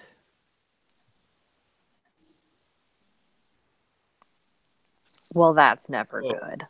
Whoa. No! Jesus fucking Christ! God, again? We're doing this again? As you lay your hand off of him and you notice he's virtually unfazed, his body starts to morph into a fiery demonic shape that Sunshine, you and Dakoth would specifically recognize. Yeah, I'm going to shout at Dakoth. Hey, Dakoth, remember that son of Igniltith that we fucking apparently killed? Yeah. Yeah, he's not dead anymore. He's literally right in front of me. Fuck balls. Yeah. And I got him. Yeah, and scene. No. Wait. Before scene ends, I got an idea, though. End scene. Oh! Oh shit! Oh man! Ryan is going to be in for a surprise next time. Where he's like, "Wait, why is there a flaming thing on the ship? Like Maggie better be here too. It'll be amazing." And a bronze dragon. Yeah. Who the fuck's this dragon? What the fuck is that big water thing? What the fuck is Why that? is Chelsea so close to it? Why There's a bunch all of these other little furry characters? things. Yeah, and there's a this bunch of boat. these characters. Like, I really hope the pirates join us because first things first, next time I'm going to be like, you guys need to work on the hole because you caused it, A, so fuck you, and B, my water elemental's needed for some other things. I thought you were gonna say your water broke, and I was like, "Aw." There we go. Hell yeah. But I do have an idea. So next session we'll start with that. I would like if we did that. Can you put me back on the thing? I accidentally deleted Marcus. Oh yeah. He gone. Thanks. Well, that's what you get. I mean, I did it. I'm sorry. I brought him back. Okay. All right, folks. I guess it's about that time. It's that time. Time for gratitudes. Gratitui. Gratitui. My gratitude's to Ryan for falling asleep because he's a big little sick guy. That's not my real gratitude. A big little sick guy. A big little sick guy. We've been living together for 2 weeks, and he's been sick for a full week of that. That's just no make fun. you feel bad. It's like he's trying to say something, and you're like, "Hey, why you got to be like this?" Like I can just move back to New Mexico. You're That's like, fine. "Do I make you sick? Is that what's up?" If you want me to leave, I can just leave. Yeah. Shit. Let's see. Trying to think of what moments I love the most. I know I already said this, but my gratitude is to Chris, a Gale of Wind, being like, "Are those papers injured, motherfucker?" That was the best line in the past several sessions for me. That was tremendous. That was pretty damn hilarious. In addition to just his entire exchange with that guy, that was awesome. Yeah, I think kind of in tandem with that, I've got to give it to Chris as well. I just really enjoyed that experience too, with him kind of sneaking on the ship and kind of interacting with those people and stuff. Because if that hadn't happened, we'd be fucking clueless right now. And then suddenly they'd be pulling enslaved people out of a ship that we didn't even know were there. It made this situation better, and it made it into one of those unique moments where you could sit here and go, wait. Yeah, I know we killed some of your guys. You tried to kill us, but we're actually cool. Yeah, we threw locusts at you. Sorry, bros. And I'm really curious to see how that turns out. I'm curious if they're just like, fuck you, or if they'll, if they'll actually believe us and roll with us. So yeah, and Darth Sunshine for bringing the pain. Yeah, that would have been too easy to just give straight gratitude to the fucking locust swarm. But I mean, I'm gonna have nightmares tonight about the mummy. It's gonna happen. Well done. Someone had to bring the motherfucking ruckus. Yeah. So, thank you? Question mark. Thank you. Enjoy your nightmares. I hope they're full of me. That's exactly how she got Ryan to fall for her. That exact line, and he was like, "Yes." Yeah. He's a freak that way. That's awesome. But spelled FREQ. Also Chelsea as well, because I appreciated the role play with Sunshine comforting Gale in the crow's nest, and the coming up with just goading him on by giving him the pink feather in the beginning too. I felt like this session did a lot of nice things. That was nice. Emphasizing their history together and kind of their, and I thought was some cool stuff happening this time. I feel like my bromance has been with Maggie a lot, and I feel like I don't give you enough credit, considering like I said earlier in the session, other than Little Flower, who I assumed was dead, you were really the first person that she had connected with since then. You and I don't really get a lot of character development together, so I wanted to try and do some of that since our characters have so much history together. I feel like that was wanted to work on a little bit. I agree. I think I liked it a lot, so thank you for doing that. Hell yeah, there you go. Yeah, man. Thanks for going in on it and appreciating the feather that I gave to you. No, and that just fit really well because like I don't know if it's on the Obsidian portal or not, but like very early on in when I was creating the character, I made specific note that he wears a blue parrot feather on his necklace because he had a parrot friend back when in his youth when he was back in Estragal. I actually So- forgot about the parrot feather that you wore, but the fact that like, and I feel like Sunshine, I mean, would have known that, and they would have talked about it, and I feel like when she noticed that you had put it on your necklace and made it a point to like have that one stick out, she would have felt super duper like special and like awesome, you know. It's my friend. Yeah. That's forever. Yeah, for sure, dude.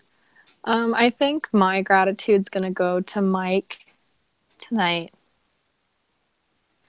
Bringing back that son of a bitch, the son of Igniltith. Yeah, that was a nice little mic drop at the end. Literally. Mic drop.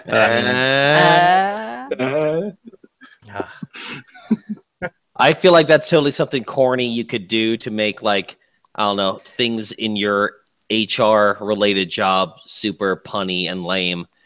You're like, this is like a weekly communication I send out, and it's called the mic drop. And it's like, hey, you need to get your TPS reports in. It'll be perfect. I will not do that. Just point blank. Nah, bro. Yeah, not gonna happen. But I have to give it to Gail. For like the whole session, just bringing it with the questions and the curiosity and the hounding and the crow's nest and the finding out about the factors. Like, just you were on it tonight.